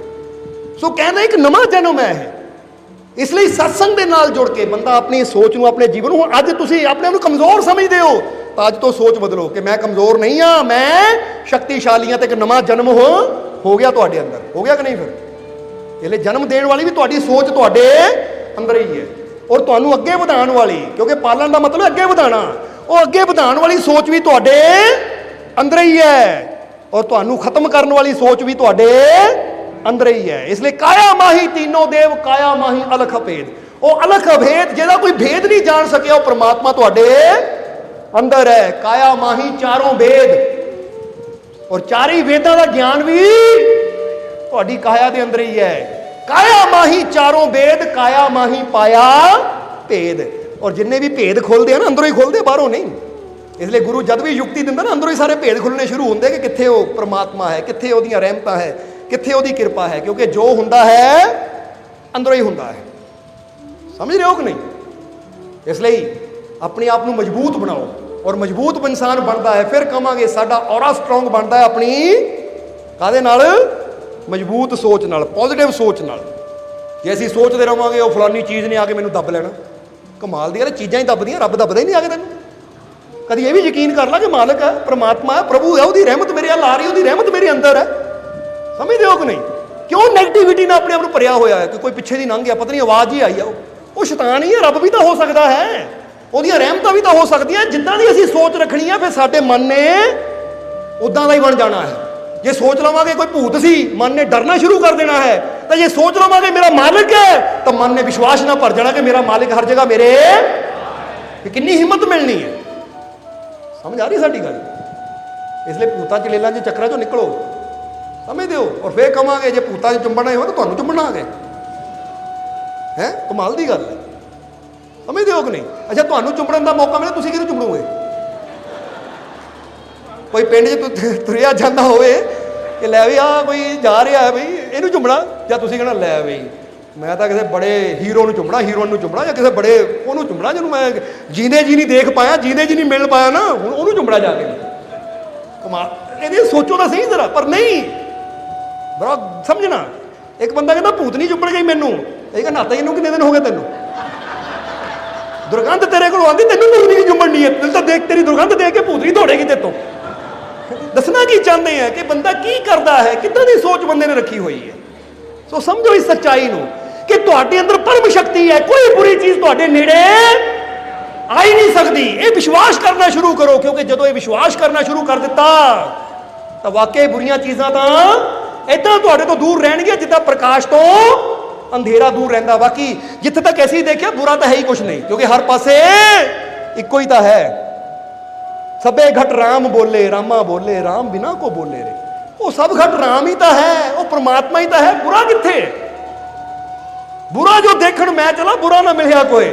ਅਸੀਂ ਤਾਂ ਲੱਭਣ ਦੀ ਕੋਸ਼ਿਸ਼ ਕੀਤੀ, ਬੁਰਾ ਮਿਲਿਆ ਹੀ ਨਹੀਂ। ਪਰ ਇੱਥੇ ਇਸ਼ਾਰਾ ਹੈ ਕਿ ਜਬ ਮਨ ਖੋਜਾ ਆਪਣਾ, ਮੁझसे बुरा ना कोई। ਇਹਦਾ ਮਤਲਬ ਕੀ ਹੈ? ਬਾਹਰ ਕਿਤੇ ਬੁਰਾਈ ਨਹੀਂ ਹੈ, ਇਹ ਤੇ ਬੁਰਾਈ ਤੇਰੇ ਅੰਦਰ ਹੈ, ਤੇਰੀ ਸੋਚ ਅੰਦਰ ਹੈ ਕਿ ਦੁਨੀਆ ਬੁਰੀ ਹੈ, ਸੰਸਾਰ ਬੁਰਾ ਹੈ। ਜਦੋਂ ਤੂੰ ਆਪਣੀ ਬੁਰਾਈ ਨੂੰ ਅੰਦਰੋਂ ਖਤਮ ਕਰ ਦਿੱਤਾ ਤਾਂ ਦੁਨੀਆ ਆਪੇ ਹੀ ਤੇਰੇ ਵਾਸਤੇ ਅੱਛੀ ਹੋ ਜਾਣੀ ਹੈ। ਸਮਝ ਆ ਗਈ ਕਿ ਨਹੀਂ? ਇਸ ਲਈ ਅੱਜ ਤੋਂ ਦੁਨੀਆ ਨੂੰ ਬੁਰਾ ਨਹੀਂ ਕਹਿਣਾ। ਇਹ ਦੇਖੋ, ਮੈਂ ਜੇ ਕਿਸੇ ਨੂੰ ਬੁਰਾ ਕਹਿ ਰਿਹਾ ਤਾਂ ਮਤਲਬ ਬੰਦਾ ਬੁਰਾ ਨਹੀਂ ਹੈ, ਉਹ ਮੇਰੀ ਜਿਹੜੀ ਸੋਚ ਹੈ ਨਾ ਬੰਦੇ ਬਾਰੇ ਕਿ ਬੰਦਾ ਬੁਰਾ ਹੈ, ਉਹ ਸੋਚ ਬੁਰੀ ਹੈ। ਹੁਣ ਇੱਥੇ ਬੰਦੇ ਨੂੰ ਬਦਲਣ ਦੀ ਲੋੜ ਨਹੀਂ, ਆਪਣੀ ਸੋਚ ਨੂੰ ਬਦਲਣ ਦੀ ਲੋੜ ਹੈ ਕਿ ਮੈਂ ਦੁਨੀਆ ਨੂੰ ਕਿਉਂ ਬੁਰਾ ਸਮਝਦਾ, ਮੈਂ ਸੰਸਾਰ ਨੂੰ ਕਿਉਂ ਬੁਰਾ ਸਮਝਦਾ। ਬੋਲੋ, ਸਮਝਦੇ ਹੋ? ਇਸ ਲਈ ਮਹਿਸੂਸ ਕਰੋ ਕਿ ਜਿਹੜੇ ਰੂਪ 'ਚ ਵੀ ਆਵੇ ਨਾ, ਜਰਾ ਗੌਰ ਕਰਨਾ। ਕਹਿੰਦੇ ਨਾ, ਉਹ ਸ਼੍ਰੀ ਕ੍ਰਿਸ਼ਨ ਦੇ ਜੀਵਨ ਦੀ ਬੜੀ ਪਿਆਰੀ ਗੱਲ ਹੈ ਕਿ ਸ਼੍ਰੀ ਕ੍ਰਿਸ਼ਨ ਦੇ ਨਾਲ ਇੱਕ ਉਹਨਾਂ ਦਾ ਸੇਵਕ ਹੁੰਦਾ ਉਧਵ, ਜਿਹਦਾ ਨਾਮ ਸੀ ਉਧਵ। ਉਹ ਸ਼੍ਰੀ ਕ੍ਰਿਸ਼ਨ ਦਾ ਸਾਥੀ ਸੀ। ਇੱਕ ਦਿਨ ਸ਼੍ਰੀ ਕ੍ਰਿਸ਼ਨ ਨਾ ਜੰਗਲ 'ਚ ਗਏ, ਉਧਵ ਵੀ ਉਹਨਾਂ ਨਾਲ ਹੀ ਹੁੰਦਾ ਸੀ। ਸ਼੍ਰੀ ਕ੍ਰਿਸ਼ਨ ਨੇ ਕਿਹਾ ਚਲੋ ਬਈ ਇਹਦੀ ਪ੍ਰੀਖਿਆ ਜੀ ਲੈ ਕੇ ਦੇਖਦੇ ਸਾਡੇ ਤੇ ਕਿੰਨਾ ਕੁ ਪਿਆਰ ਕਰਦਾ, ਕਿੰਨਾ ਕੁ ਵਿਸ਼ਵਾਸ ਕਰਦਾ ਹੈ। ਤੇ ਕਹਿੰਦੇ ਰਾਤ ਦਾ ਟਾਈਮ ਸ਼੍ਰੀ ਕ੍ਰਿਸ਼ਨ ਨੇ ਰੱਥ ਰੋਕਿਆ, ਯਾਨੀ ਸ਼ਾਮ ਦਾ ਟਾਈਮ ਰੱਥ ਰੋਕਿਆ। ਕਹਿੰਦੇ ਅੱਜ ਇੱਥੇ ਆਰਾਮ ਕਰਨਾ ਹੈ। ਉਧਵ ਨੇ ਕੱਪੜਾ ਵਗੈਰਾ ਵਿਛਾਇਆ ਔਰ ਤਿਆਰੀ ਕਰ ਲਈ। ਹੁਣ ਅੱਧੀ ਰਾਤ ਹੋਈ ਨਾ ਤਾਂ ਉਧਵ ਨੂੰ ਕਹਿੰਦੇ, ਕਿਉਂਕਿ ਉੱਥੇ ਨਿਯਮ ਬਣਾਇਆ ਸੀ ਕਿ ਅੱਧੀ ਰਾਤ ਸ਼੍ਰੀ ਕ੍ਰਿਸ਼ਨ ਕਹਿੰਦੇ ਮੈਂ ਜਾਗ ਕੇ ਪਹਿਰਾ ਦੇਣਾ ਹੈ ਤਾਂ ਕਿ ਜੰਗਲੀ ਜਾਨਵਰ ਦਾ ਹੈ ਕੋਈ ਖਤਰਾ ਨਾ ਹੋਵੇ, ਤਾਂ ਅੱਧੀ ਰਾਤ ਤੂੰ ਜਾਗਣਾ ਹੈ। ਤਾਂ ਉਧਵ ਨੇ ਕਿਹਾ ਜੀ ਮਹਾਰਾਜ ਪੂਰਾ ਮੈਂ ਹੀ ਜਾਗ ਲੈਂਦਾ, ਤੁਸੀਂ ਆਰਾਮ ਕਰੋ। ਕਹਿੰਦੇ ਨਹੀਂ, ਜੇ ਤੂੰ ਮੇਰੇ ਨਾਲ ਪਿਆਰ ਕਰਦਾ ਮੈਂ ਵੀ ਤੇਰੇ ਨਾਲ ਪਿਆਰ ਕਰਦਾ, ਬਾਰੋਂ ਵਾਰੀ ਦੇਣੀ ਹੈ। ਕਹਿੰਦੇ ਪਹਿਲਾਂ ਬਾਰੀ ਆ ਗਈ ਉਧਵ ਦੀ। ਉਧਵ ਕਹਿੰਦਾ ਪਹਿਲਾਂ ਤੁਸੀਂ ਸੋ ਜਾਓ, ਕਿਉਂਕਿ ਮੈਨੂੰ ਪਤਾ ਕਿ ਅੰਮ੍ਰਿਤ ਵੇਲੇ ਤਾਂ ਉਦੋਂ ਵੀ ਤੁਸੀਂ ਜਾਗਣਾ ਹੀ ਹੈ। ਫਿਰ ਦੁਪਹਿਰ ਤੋਂ ਯਾਨੀ ਅੱਧੀ ਰਾਤ ਤੋਂ ਬਾਅਦ ਮੈਂ ਸੋ ਜਾਊਂਗਾ, ਤੁਸੀਂ ਜਾਗ ਲਿਓ। ਸ਼੍ਰੀ ਕ੍ਰਿਸ਼ਨ ਕਹਿੰਦੇ ਠੀਕ ਹੈ। ਹੁਣ ਸ਼੍ਰੀ ਕ੍ਰਿਸ਼ਨ ਸੌਂ ਗਏ। ਜਦੋਂ ਸੌਂ ਗਏ ਗਹਿਰੀ ਨੀਂਦ 'ਚ, ਤਾਂ ਦੇਖੋ ਕਿੱਦਾਂ ਅਜਮਾਇਸ਼ ਲਈ ਉਧਵ ਦੀ। ਇਹ ਨਾ ਜੰਗਲ ਦੇ ਵਿੱਚ ਇੱਕ ਹੱਸੀ ਦੀ ਆਵਾਜ਼ ਆਈ ਉਧਵ ਨੂੰ, ਕੋਈ ਠਾਕੇ ਮਾਰ ਕੇ ਹੱਸ ਰਿਹਾ ਹੈ। ਉਧਵ ਕਹਿੰਦਾ ਕੌਣ ਹੈ? ਦੇਖਿਆ ਸਾਹਮਣੇ ਬੜਾ ਭਿਆਨਕ ਰਾਖਸ਼, ਅੱਖਾਂ ਲਾਲ, ਕਾਲਾ ਰੰਗ, ਦੰਦ ਨਿਕਲੇ ਹੋਏ। ਹੁਣ ਸਾਹਮਣੇ ਆ ਗਿਆ। ਤਾਂ ਉਸ ਲਈ ਜਦੋਂ ਉਧਵ ਨੇ ਦੇਖਿਆ, ਉਧਵ ਨੇ ਰਾਖਸ਼ ਨੂੰ ਦੇਖਿਆ, ਬੜੇ ਗੌਰ ਨਾਲ ਦੇਖਿਆ ਔਰ ਹੱਸਣਾ ਸ਼ੁਰੂ ਕਰ ਦਿੱਤਾ। ਤਾਂ ਰਾਖਸ਼ ਠਾਕਾ ਮਾਰ ਰਿਹਾ ਸੀ, ਹੱਸ ਰਿਹਾ ਸੀ। ਜਦੋਂ ਉਧਵ ਨੂੰ ਹੱਸਦਿਆਂ ਦੇਖਿਆ, ਰਾਖਸ਼ ਦਾ ਹਾਸਾ ਬੰਦ ਹੋ ਗਿਆ। ਉਹ ਕਹਿੰਦਾ ਕਮਾਲ ਦੀ ਗੱਲ ਹੈ, ਅੱਜ ਤੱਕ ਮੈਨੂੰ ਜਿਹਨਾਂ ਦੇਖਿਆ ਡਰ ਕੇ ਦੌੜ ਜਾਂਦਾ ਜਾਂ ਡਰਦਾ, ਤੂੰ ਹੱਸ ਰਿਹਾ ਆ, ਤੈਨੂੰ ਡਰ ਨਹੀਂ ਲੱਗਦਾ ਮੇਰੇ ਤੋਂ? ਮੈਂ ਐਡਾ ਬੜਾ ਰਾਖਸ਼, ਤੂੰ ਡਰ ਨਹੀਂ ਰਿਹਾ? ਹੁਣ ਪਹਿਲੀ ਗੱਲ ਇੱਥੇ ਪੁਆਇੰਟ ਨੋਟ ਕਰ ਲੈਣਾ ਕਿ ਜਦੋਂ ਮੁਸੀਬਤਾਂ ਰੂਪੀ ਰਾਖਸ਼ ਸਾਡੇ ਸਾਹਮਣੇ ਆਣ ਨਾ, ਦੇਖ ਕੇ ਡਰੋ ਨਾ, ਬਲਕਿ ਹੱਸਣਾ ਸ਼ੁਰੂ ਕਰ ਦਿਓ। ਅੱਛਾ ਇਹ ਠੀਕ ਹੈ। ਜਦੋਂ ਤੁਸੀਂ ਹੱਸਣਾ ਤਾਂ ਮੁਸੀਬਤ ਨਹੀਂ ਆਪ ਹੀ ਛੋਟੀ ਜਿਹੀ ਲੱਗਣ ਲੱਗ ਪੈਣਾ, ਕਹਿਣਾ ਮੈਂ ਤਾਂ ਡਰਾਣ ਆਈ ਸੀ, ਇਹ ਤਾਂ ਖੁਸ਼ੀ ਬੜਾ ਹੋ ਰਿਹਾ ਹੈ, ਇਹ ਤਾਂ ਕਹਾਣੀ ਕੁਛ ਹੋਰ ਹੋ ਗਈ। ਸਮਝਦੇ ਹੋ ਕਿ ਨਹੀਂ? ਹੁਣ ਕਹਿੰਦੇ ਹੈ ਉਧਵ ਨੇ ਦੇਖਿਆ, ਹੱਸ ਕੇ ਮੁਸਕਰਾ ਕੇ ਉਹ ਰਾਖਸ਼ ਕਹਿੰਦਾ ਮੈਂ ਤੈਨੂੰ ਮਾਰਨ ਆਇਆ ਹਾਂ ਔਰ ਤੂੰ ਹੱਸ ਰਿਹਾ ਆ। ਉਧਵ ਕਹਿੰਦਾ ਆ ਯਾਰ, ਉਹਨੂੰ ਕਹਿੰਦਾ ਪਿਆਰ ਨਾਲ, ਆ ਮਿੱਤਰ ਪਹਿਲਾਂ ਗੱਲ ਨਾਲ ਲੱਗ ਜਾ। ਉਹ ਕਹਿੰਦਾ ਮਿੱਤਰ, ਉਹ ਮੈਂ ਰਾਖਸ਼ ਹਾਂ, ਤੈਨੂੰ ਮਾਰਨ ਆਇਆ ਹਾਂ। ਉਹ ਕਹਿੰਦਾ ਉਹ ਤੇਰੀਆਂ ਨਜ਼ਰਾਂ 'ਚ ਤੂੰ ਰਾਖਸ਼ ਹੋਏਗਾ, ਪਰ ਮੈਨੂੰ ਤਾਂ ਹਰ ਜਗ੍ਹਾ ਮੇਰਾ ਮਿੱਤਰ ਕ੍ਰਿਸ਼ਨ ਹੀ ਨਜ਼ਰ ਆਉਂਦਾ ਹੈ, ਤੇਰੇ ਅੰਦਰ ਵੀ ਉਹੀ ਹੈ, ਤੇਰਾ ਗੌਰ ਕਰਨਾ। ਕਹਿ ਕੇ ਉਧਵ ਗਿਆ। ਰਾਖਸ਼ ਦਾ ਕੱਦ ਥੋੜਾ ਬੜਾ ਸੀ, 8 ਫੁੱਟ ਦਾ। ਉਧਵ ਨੇ ਜਾ ਕੇ ਏਦਾਂ ਜੱਫੀ ਪਾਈ ਤਾਂ ਜਿੱਦਾਂ ਬੱਚਾ ਨਾ ਮਾਂ ਦੇ ਜਾਂ ਬਾਪ ਦੇ ਢਿੱਡ ਦੇ ਨਾਲ ਤੱਕ ਹੀ ਪਹੁੰਚਦਾ, ਜੱਫੀ ਪਾ ਲੈਂਦਾ ਘੁੱਟ ਕੇ। इदां उद्धव ने जाके जफ्फी पा ਲਈ। चलो जफ्फी पाई ਤਾਂ ਕਹਿੰਦੇ ਅੱਖਾਂ ਬੰਦ ਕਰ ਲਈਆਂ। ਜਦੋਂ ਅੱਖਾਂ ਖੋਲੀਆਂ ਸ਼੍ਰੀ ਕ੍ਰਿਸ਼ਨ ਜੱਫੀ ਦੇ ਵਿੱਚ ਸੀ। ਸ਼੍ਰੀ ਕ੍ਰਿਸ਼ਨ ਮੁਸਕਰਾਏ, ਕਹਿੰਦੇ ਵਾਹ ਉद्धਵ, ਤੂੰ ਵਾਕਿਆ ਮੇਰਾ ਸੱਚਾ ਮਿੱਤਰ ਹੈ, ਤੂੰ ਵਾਕਿਆ ਮੈਨੂੰ ਹਰ ਜਗ੍ਹਾ ਦੇਖਦਾ ਹੈ। ਨਹੀਂ ਤਾਂ ਰਾਖਸ਼ਨ ਨੂੰ ਦੇਖ ਕੇ ਤਾਂ ਭੀਮ ਔਰ ਅਰਜੁਨ ਵੀ ਡੋਲ ਗਏ ਸੀ, ਉਹ ਵੀ ਲੜਨ ਪੈ ਗਏ ਸੀ। ਪਰ ਤੂੰ ਹੈ ਜੋ ਮੈਨੂੰ ਸਮਝਦਾ ਹੈ ਕਿ ਮੈਂ ਹਰ ਜਗ੍ਹਾ ਮੌਜੂਦ। ਅੱਗੇ ਰਾਖਸ਼ ਵੀ ਨਜ਼ਰ ਆਵੇ ਨਾ ਤਾਂ ਫਿਰ ਵੀ ਉੱਥੇ ਫੀਲ ਕਰੋ ਇਹ ਮੇਰਾ ਮਾਲਕ ਹੀ ਹੈ, ਕਿਉਂਕਿ ਹਰ ਚੀਜ਼ ਉਹਨੇ ਤਾਂ ਪੈਦਾ ਕੀਤੀ, ਹਰ ਇੱਕ ਦੇ ਅੰਦਰ ਉਹੀ ਤਾਂ ਹੈ। ਜਾਂ ਕਹਿ ਲਓ ਕਿ ਰਾਖਸ਼ ਨੂੰ ਕਿਸੇ ਹੋਰ ਨੇ ਪੈਦਾ ਕੀਤਾ, ਵੈਸੇ ਤਾਂ ਰਾਖਸ਼ ਹੁੰਦੇ ਨਹੀਂ, ਪਰ ਅਸੀਂ ਸਮਝਾਉਣ ਦੀ ਖਾਤਰ ਕਹਿ ਰਹੇ ਹਾਂ ਕਿ ਜਿਹੜੀ ਚੀਜ਼ ਬਣੀ ਹੈ ਕਿਹਨੇ ਬਣਾਈ ਹੈ। ਜਵਾਬ ਦਿਓ, ਜੇ ਕੁੱਤਾ ਬਣਾਇਆ ਕਿਹਨੇ ਬਣਾਇਆ, ਬਿੱਲੀ ਬਣਾਈ ਕਿਹਨੇ ਬਣਾਇਆ। ਹਾਂ, ਧਿਆਨ ਰੱਖਣਾ ਸਾਡਾ ਫਰਜ਼ ਹੈ ਕਿ ਇਹ ਨਹੀਂ ਕੁੱਤਾ ਰੱਬ ਨੇ ਬਣਾਇਆ ਤਾਂ ਕੁੱਤੇ ਨਾਲ ਅਸੀਂ ਬਹਿ ਕੇ ਰੋਟੀ ਖਾਣੀ ਸ਼ੁਰੂ ਕਰ ਦਈਏ, ਜਾਂ ਕੁੱਤੇ ਨੇ ਮੱਝ ਵੱਢ ਲੈ ਦਿੰਦੀ। ਉਹ ਧਿਆਨ ਸਮਝ ਦਿੱਤੀ ਹੈ ਰੱਬ ਨੇ ਸਾਨੂੰ, ਉਹ ਚੀਜ਼ਾਂ ਦਾ ਵੀ ਧਿਆਨ ਰੱਖਣਾ, ਸਾਫ਼ ਸਫਾਈ ਦਾ। ਪਰ ਡਰਨਾ ਨਹੀਂ ਕਿਸੇ ਚੀਜ਼ ਤੋਂ, ਫਿਕਰ ਨਹੀਂ ਕਰਨੀ ਕਿ ਭੂਤ ਪ੍ਰੇਤ ਹੈ ਹੀ ਕੁਛ ਨਹੀਂ। ਕੋਈ ਵੀ ਚੀਜ਼ ਹੋਵੇ ਇਹ ਮੇਰਾ ਮਾਲਕ ਹੀ ਹੈ, ਮਾਲਕ ਸਮਝ ਕੇ ਉਹਦੇ ਵੱਲ ਵਧੋ ਤਾਂ ਮਾਲਕ ਨੇ ਆਪ ਹੀ ਉਹ ਆਪਣੇ ਰੂਪ ਚ ਆ ਕੇ ਮਿਲ ਜਾਣਾ। ਕਹਿੰਦੇ ਲੈ, ਜਿੱਦਾਂ ਸ਼੍ਰੀ ਕ੍ਰਿਸ਼ਨ ਉਦੋਂ ਨੇ ਰਾਖਸ਼ ਨੂੰ ਕਿਹਾ ਤੁਸੀਂ ਹੀ ਹੈ, ਇਹਦਾ ਇਹ ਕ੍ਰਿਸ਼ਨ ਹੀ ਹੈ, ਮੇਰਾ ਦੋਸਤ ਹੀ ਹੈ, ਉਹ ਮੇਰਾ ਸਵਾਮੀ ਹੈ, ਗੱਲ ਨਾ ਲਾ ਲਿਆ। ਤਾਂ ਸ਼੍ਰੀ ਕ੍ਰਿਸ਼ਨ, ਵਾਹ ਉद्धਵ, ਤੂੰ ਤਾਂ ਉਹ ਇੱਕ ਰਾਖਸ਼ ਅੰਦਰ ਹੀ ਮੈਨੂੰ ਦੇਖਿਆ। ਉਹ ਕਹਿੰਦਾ ਜਦ ਹੈ ਹੀ ਤਾਂ ਫਿਰ ਦੇਖਣਾ ਹੀ ਹੈ, ਕਿਉਂਕਿ ਸਵਾਲ ਹੀ ਪੈਦਾ ਨਹੀਂ ਹੁੰਦਾ ਤੁਸੀਂ ਨਾ ਹੋਵੋ। ਹੁਣ ਤੁਸੀਂ ਕੀ ਸਮਝਦੇ ਹੋ, ਹਰ ਜਗ੍ਹਾ ਮੇਰਾ ਮਾਲਕ ਹੈ, ਇਸ ਲਈ ਮੈਨੂੰ ਡਰਨ ਦੀ ਜ਼ਰੂਰਤ ਨਹੀਂ ਹੈ। ਜੇ ਬੰਦਾ ਕਹਿੰਦਾ ਸੁੱਤਾ ਸੀ ਕੋਈ ਪੈਰ ਖਿੱਚਦਾ ਹੈ, ਉਹ ਮਾਲਕ ਹੋ ਸਕਦੇ, ਜਾਗ ਸਿਮਰਨ ਕਰ ਲੈ, ਭਗਤੀ ਕਰ ਲੈ, ਨਾਮ ਜਪ ਲੈ, ਨਾਮ ਜਪਣ ਦਾ ਵੇਲਾ ਨਹੀਂ ਜੀ ਕਿਸੇ ਚੀਜ਼ ਨੇ ਜਗਾ ਦਿੱਤਾ ਮੈਨੂੰ। ਟਾਈਮ ਕੀ ਸੀ, 3, 3:30, 4 ਵਜੇ ਸੀ। ਇਹ 4 ਵਜੇ ਅੰਮ੍ਰਿਤ ਵੇਲਾ ਹੁੰਦਾ ਹੈ। ਮਾਲਕ ਵੀ ਆਵਾਜ਼ ਮਾਰਦੇ ਆ, ਉਹ ਵੀ ਜਗਾਉਂਦੇ ਆਪਣੇ ਪਿਆਰਿਆਂ ਨੂੰ, ਉੱਠ ਬਈ ਇਸ ਲਈ ਰਹਿਮਤ ਬੜੀ ਨੇੜੇ ਹੈ ਤਾਂ ਤੂੰ ਸੁੱਤਾ ਬੈਠਾ ਹੈ। ਜਰਾ ਸੋਚੋ, ਕੋਈ ਖਜ਼ਾਨਾ ਬਣ ਰਿਹਾ ਹੋਵੇ, ਇੱਕ ਬੰਦਾ ਸੁੱਤਾ ਹੋਵੇ, ਕੋਈ ਉੱਠ ਜਾ, ਬਾਰੀ ਆ ਗਈ, ਬਾਰੀ ਲੈ ਲਾ, ਤੁਮੀ ਕਿਤੇ ਸੁੱਤਾ ਖਾਲੀ ਨਾ ਰਹਿ ਜਾਵੇ। ਇਸੇ ਤਰ੍ਹਾਂ ਡਰੋ ਨਾ, ਕਿਉਂਕਿ ਡਰਨ ਦੀ ਗੱਲ ਹੀ ਕੋਈ ਨਹੀਂ, ਕਿਉਂਕਿ ਹਰ ਜਗ੍ਹਾ ਮੇਰਾ ਮਾਲਿਕ ਮੇਰੇ, ਮੇਰਾ ਮਾਲਿਕ ਮੇਰੇ, ਮੇਰਾ ਮਾਲਿਕ ਮੇਰੇ। ਮੈਨੂੰ ਆਪਣੇ ਮਾਲਿਕ ਤੇ ਪੂਰਾ, ਮੈਨੂੰ ਆਪਣੇ ਮਾਲਿਕ ਤੇ ਪੂਰਾ, ਮੈਨੂੰ ਆਪਣੇ ਮਾਲਿਕ ਤੇ ਪੂਰਾ, ਕਿਉਂਕਿ ਹਰ ਜਗ੍ਹਾ ਉਹੀ ਤਾਂ ਹੈ। ਕਾਇਆ ਮਾਹੀ ਚਾਰੋਂ ਵੇਦ, ਕਾਇਆ ਮਾਹੀ ਪਾਇਆ ਭੇਦ। ਅੰਦਰ ਉਹੀ ਤਾਂ ਹੈ, ਮੇਰੇ ਰੋਮ ਰੋਮ ਚੋਂ ਵਸਦਾ ਹੈ। ਔਰ ਮੈਂ ਜੋ ਵੀ ਦੇਖ ਰਿਹਾ ਹਰ ਜਗ੍ਹਾ ਮੇਰਾ ਉਹ ਮਾਲਕ ਹੀ ਹੈ। ਜੇ ਮੇਰਾ ਮਾਲਿਕ ਹਰ ਜਗ੍ਹਾ ਮੇਰੇ ਨਾਲ ਹੈ ਤਾਂ ਮੇਰਾ ਨੁਕਸਾਨ ਕਦੀ, ਸਮਝਦੇ ਹੋ ਕਿ ਨਹੀਂ। ਅੱਜ ਤੋਂ ਬੁਰੀ ਨਜ਼ਰ ਨਾਲ ਦੇਖਣਾ ਬੰਦ ਕਰੋ ਪਹਿਲਾਂ, ਸਮਝਦੇ ਹੋ ਕਿ ਨਹੀਂ। ਬੁਰੀ ਨਜ਼ਰ ਦਾ ਮਤਲਬ ਇਦਾਂ ਨਹੀਂ, ਮਤਲਬ ਕਿ ਬੁਰੀ ਨਜ਼ਰ ਨਾਲ ਉਦਾਂ, ਸਮਝਦੇ ਹੋ ਕਿ ਨਹੀਂ। ਕਿਉਂਕਿ ਕੀ ਕਰੀਏ ਫੇਰ ਕਹੀਏ, ਬੁਰੀ ਨਜ਼ਰ ਨਾਲ ਮਤਲਬ ਕਿ ਬੁਰੀ ਸੋਚ ਨਾਲ, ਕਿ ਆਹ ਚੀਜ਼ ਮੇਰੇ ਵਾਸਤੇ ਬੁਰੀ ਹੈ, ਆਹ ਚੀਜ਼ ਮੇਰੇ ਵਾਸਤੇ ਮਾੜੀ ਹੈ, ਆਹ ਇਦਾਂ ਇਦਾਂ।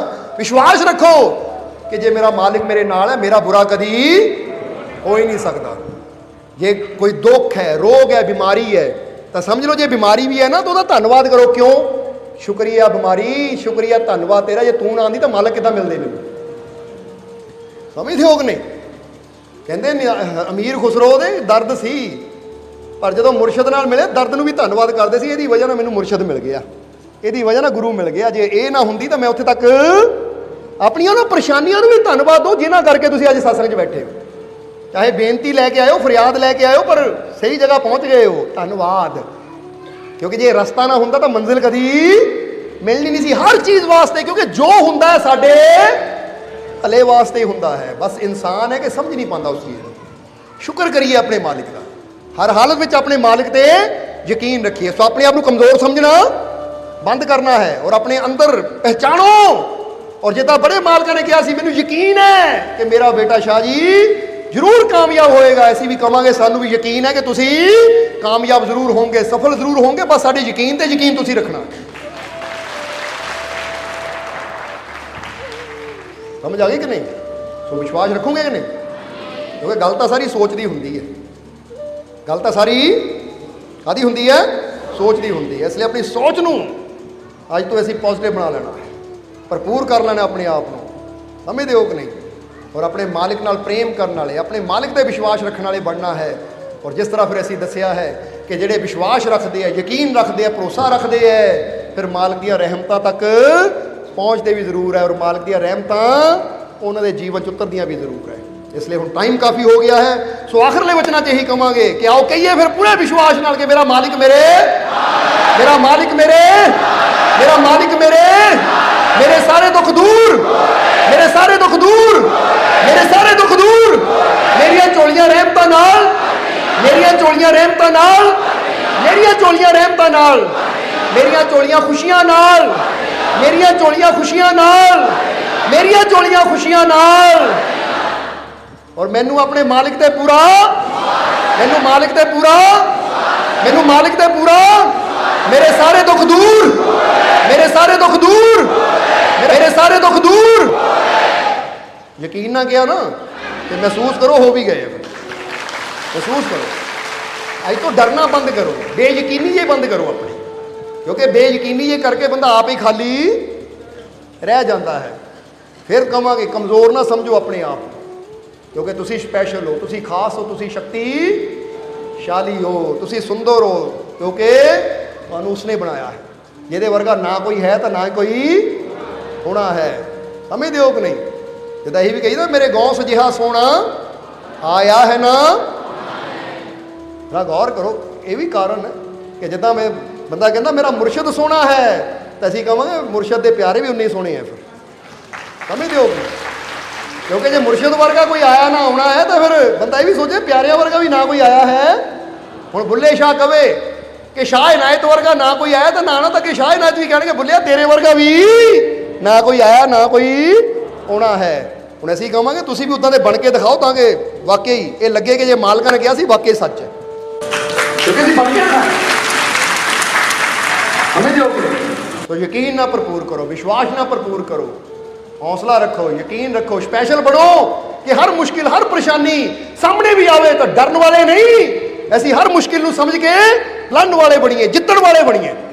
क्योंकि जिद्दां खिडारियां की गल कर रहे सी, पूरी कर दईए फिर कि एक सोचता है कि जे मैं गोल किया तो मैं भी जित जाना, मेरी टीम ने भी जित जाना है। तो दूजा सोचता है जे मैं गोल ना कर पाया तो मैं भी हार जाना, मेरी टीम ने भी हार जाना है। हुण सोच देखो, हुण दोनों किक मारते हैं, हुण किहदे गोल होने के चांस ज़्यादा है? जिहदी सोच जित वाली है, क्योंकि वो जित के नज़रिए ना किक मारदा है कि जे मैं गोल कर दिता मेरी भी जित है, मेरी टीम की भी जित है और ट्रॉफी साडी। तो दूजा कितना किक मारदा है, यार जे गोल ना होया फिर तो हार जाना मैं, मेरी टीम ने भी हार जाना, कप कप कित्थे मिलना सानूं। वो इस सोच नाल किक मारदा है तो उहदी किक 'च जान भी फिर उदां दी हुंदी है। इसलिए तुसीं भी मुश्किलों नूं परेशानियों नूं किक मारनी है, पर इस सोच नाल कि मेरी जित, मैनूं कामयाबी, क्योंकि मेरा मालिक मेरे। इसलिए इहनूं कहंदे जोश नाल किक मारो। किक दा मतलब अपनी सोच दी। जिद्दां इत्थे जांदे जांदे एक पॉइंट दसांगे, याद रखना कि जदों मुसीबत का दरवाजा सामने आवे ना, उन्होंने पुश करो, धक्का मारो। तो जदों मालिक का घर आवे, रहमत का दरवाजा सामने आवे, पुल करो, अपने लिए खिंचो। क्योंकि दरवाजे दो तरह के होंगे, एक पुश करके खोलते हैं और एक पुल। पुल का मतलब होंगे अपने लिए खिंचना। देखिया ना कि रेस्टोरेंटा से लिखा होंगे, उपर लिखा भी होंगे पुश पुल। हुण जे पुश वाले तुसीं खिंची जाओगे तो फिर भी खुलना नहीं है, तो पुल वाले पुश करी जाओगे तो भी नहीं खुलना। इत्थे दो ही चीज़ां है, मुसीबत का दरवाजा आवे तो मालिक के भरोसे नाल उहनूं इदां पुश करो कि तुहाडे मूहरे ठहरे ही ना, और जदों रहमत का दरवाजा आ जाए तो इदां पुल करो कि ये कदी मेरे तो दूर जावे ही ना। क्योंकि मालिक नूं तां नाल ला लावां तो मुसीबतां नूं दड़ा देवां दूर, क्योंकि कोई मुसीबत मेरे लागे आ ही नहीं सकती, क्योंकि मेरा मालिक मेरे रोम रोम च मेरा मालिक वसदा। इसलिए कोई बुरी चीज़ मेरे नेड़े। इसलिए एक बार फिर कहांगे कि I am the child of the God, no evil can touch me, कि मैं ईश्वर का बच्चा हाँ, कोई बुरी चीज मेरे लागे नहीं आ सकती। फिर कह दिए कोई बुरी चीज मेरे लागे आ नहीं सकती, कोई बुरी चीज मेरे लागे नहीं आ सकती, क्योंकि मैं ईश्वर की संतान, अपने मालिक का बच्चा आ। मालिक की खातर मैं दुनिया ते आया हाँ, दुनिया की खातर नहीं। क्योंकि फिर दसांगे जे प्रेजिडेंट की खातर वो कहते ना आऊँगा, तो प्रेजिडेंट का कोई पक्की गारंटी नहीं है मिलना कि नहीं मिलना, पर जे ईश्वर की खातर आएगा, मालिक की खातर आएगा, उसकी गारंटी वो जरूर मिलेगा। बोलो समझते हो कि नहीं? हुण बंदा कहे मैं प्रेजिडेंट बनना है, वो पक्का पता नहीं कि बनना या नहीं बनना, पर मैं मालिक नूं पाना है ये पक्का है कि कोशिश करेगा तो मालिक तेनों जरूर मिलेगा, क्योंकि वो हर एक दी पहुंच अंदर है, उसकी रहमत सब दी ਪਹੁੰਚ ਅੰਦਰ ਹੈ। ਡਾਕਟਰ ਹਰ ਕੋਈ ਨਹੀਂ ਬਣ ਸਕਦਾ, ਵਕੀਲ ਹਰ ਕੋਈ ਨਹੀਂ ਬਣ ਸਕਦਾ, PM CM ਇਹ ਹਰ ਕੋਈ ਨਹੀਂ ਬਣ ਸਕਦਾ, ਪਰ ਰੱਬ ਦਾ ਪਿਆਰਾ ਹਰ ਕੋਈ ਬਣ ਸਕਦਾ ਹੈ। ਪਰਮਾਤਮਾ ਨੂੰ ਹਰ ਕੋਈ ਆਪਣਾ ਬਣਾ ਸਕਦਾ ਹੈ, ਕਿਉਂਕਿ ਉਹਨੂੰ ਪਾਣਾ ਸਭ ਦੇ ਵਾਸਤੇ ਪੋਸੀਬਲ ਹੈ। ਬਸ ਥੋੜੀ ਜਿਹੀ ਕੋਸ਼ਿਸ਼ ਕਰਨ ਦੀ ਲੋੜ ਹੈ, ਆਪਣੀ ਸੋਚ ਨੂੰ ਅੱਛਾ ਕਰਨ ਦੀ ਲੋੜ ਹੈ। ਇਸ ਲਈ ਆਪਣੀ ਸੋਚ ਨੂੰ ਅੱਛਾ ਕਰੋ, ਆਪਣੇ ਮਾਲਿਕ ਤੇ ਵਿਸ਼ਵਾਸ ਰੱਖੋ, ਤਾਂ ਫਿਰ ਤੁਹਾਡੀਆਂ ਝੋਲੀਆਂ ਖੁਸ਼ੀਆਂ ਨਾਲ ਭਰ ਗਈਆਂ, ਤੁਹਾਡੇ ਦੁੱਖ ਦੂਰ ਹੋ ਗਏ, ਮਾਲਕ ਦੀਆਂ ਰਹਿਮਤਾਂ ਹੋ ਗਈਆਂ, ਸਾਰੀਆਂ ਕਮੀਆਂ ਦੂਰ, ਰੋਜ਼ੀ ਰਿਜ਼ਕ ਦੀ ਬਰਕਤ, ਕਾਮਯਾਬੀ, ਸਫਲਤਾ। ਮੈਂ ਬਹੁਤ ਫੀਲ ਕਰਕੇ ਕਹਿਣਾ ਦਿਲੋਂ, ਜਿਹਦਾ ਸਾਨੂੰ ਫੀਲ ਹੋ ਰਿਹਾ ਨਾ, ਸਮਝਦੇ ਹੋ ਕਿ ਨਹੀਂ? ਇਹ ਤਾਂ ਤੁਸੀਂ ਬੈਠੇ ਹੋ, ਨਹੀਂ ਤਾਂ ਸਾਡੀ ਤਾਂ ਫੀਲਿੰਗ ਇੱਦਾਂ ਕਿ ਉੜ ਕੇ ਆਕਾਸ਼ ਚਲੇ ਜਾਣਗੇ ਸੀ, ਇੰਨੇ ਪੰਖ ਲੱਗੇ ਹੋਏ ਆ ਸਾਨੂੰ। ਇਸ ਕਰਕੇ ਫੀਲ ਕਰੋ, ਤੁਹਾਨੂੰ ਵੀ ਉਚਾਈਆਂ ਤੇ ਲੈ ਕੇ ਜਾਣਾ ਅਸੀਂ। ਇਹਦਾ ਤੁਸੀਂ ਕਹਿਣਾ ਮਾਲਕ ਕਿੱਥੇ ਚਲੇ ਗਏ ਆ, ਠੀਕ ਹੈ? ਸੋ ਤੁਹਾਨੂੰ ਵੀ ਪੰਖ ਦਈਏ, ਸਮਝਦੇ ਹੋ ਕਿ ਨਹੀਂ?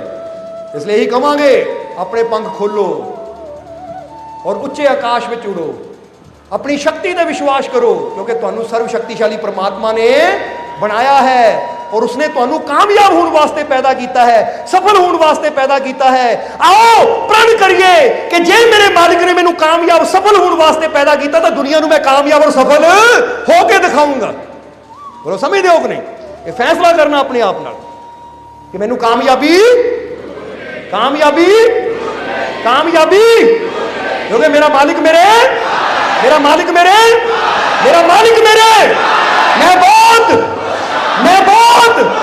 ਮੈਂ ਬਹੁਤ ਹੱਸ ਕੇ ਦਿਖਾਓ। ਚਲੋ, ਮਾਲਿਕ ਤੁਹਾਨੂੰ ਏਦਾਂ ਹੀ ਖੁਸ਼ੀਆਂ ਨਾਲ, ਰਹਿਮਤਾਂ ਨਾਲ, ਬਰਕਤਾਂ ਨਾਲ ਭਰਪੂਰ ਰੱਖਣ। ਪੂਰੀ ਉਮੀਦ ਹੈ ਸਾਨੂੰ ਕਿ ਹੁਣ ਪੂਰੀ ਤਰ੍ਹਾਂ ਚਾਰਜ ਹੋ ਗਏ ਹੋ ਤੁਸੀਂ, ਹਾਂ? ਇਸ ਲਈ ਹੋਏ ਕਿ ਨਹੀਂ? ਆਪਣੀ ਸ਼ਕਤੀ ਦੇ ਅੰਦਰ ਬੈਠੇ ਮਾਲਿਕ ਤੇ ਵਿਸ਼ਵਾਸ ਵਧਿਆ ਕਿ ਨਹੀਂ? ਤਾਂ ਫਿਰ ਅੱਜ ਤੋਂ ਦੁੱਖਾਂ ਨੂੰ ਛੋਟੇ ਸਮਝਣਾ ਹੈ ਕਿ ਹੈ ਹੀ ਕੁਛ ਨਹੀਂ, ਮੇਰਾ ਮਾਲਿਕ ਦੀ ਰਹਿਮਤ ਬਹੁਤ, ਪਰੇਸ਼ਾਨੀਆਂ ਤਾਂ ਕੁਛ ਵੀ ਨਹੀਂ ਹੈ, ਕੋਈ ਰੁਕਾਵਟ ਐਡੀ ਵੱਡੀ ਨਹੀਂ ਹੈ ਜਿੱਡੀ ਵੱਡੀ ਮੇਰੇ ਮਾलिक दी। और मेरा मालिक मेरे, सब तो बड़ा हौसला यही है, जब मेरा मालिक मेरे साथ है तो डरने की क्या, अगर तो डर कट दो और विश्वास प्रेम लैके जाना है तो हर कदम ते तुहाडे नाल है, तुहानू कामयाबी जरूर मिलेगी, खुशियां जरूर मिलणगीਆਂ। आने वाला समा तुहाडे वास्ते कामयाबी सफलता भरिया होएगा। और हुण इन्हां वचनां नाल ही ਅਸੀਂ ਅੱਜ ਦੇ ਸਤਸੰਗ ਦੀ ਸਮਾਪਤੀ ਕਰਾਂਗੇ। ਸੋਹਣਾ ਸੋਹਣਾ ਮੇਰਾ ਮੁਰਸ਼ਿਦ ਸੋਹਣਾ।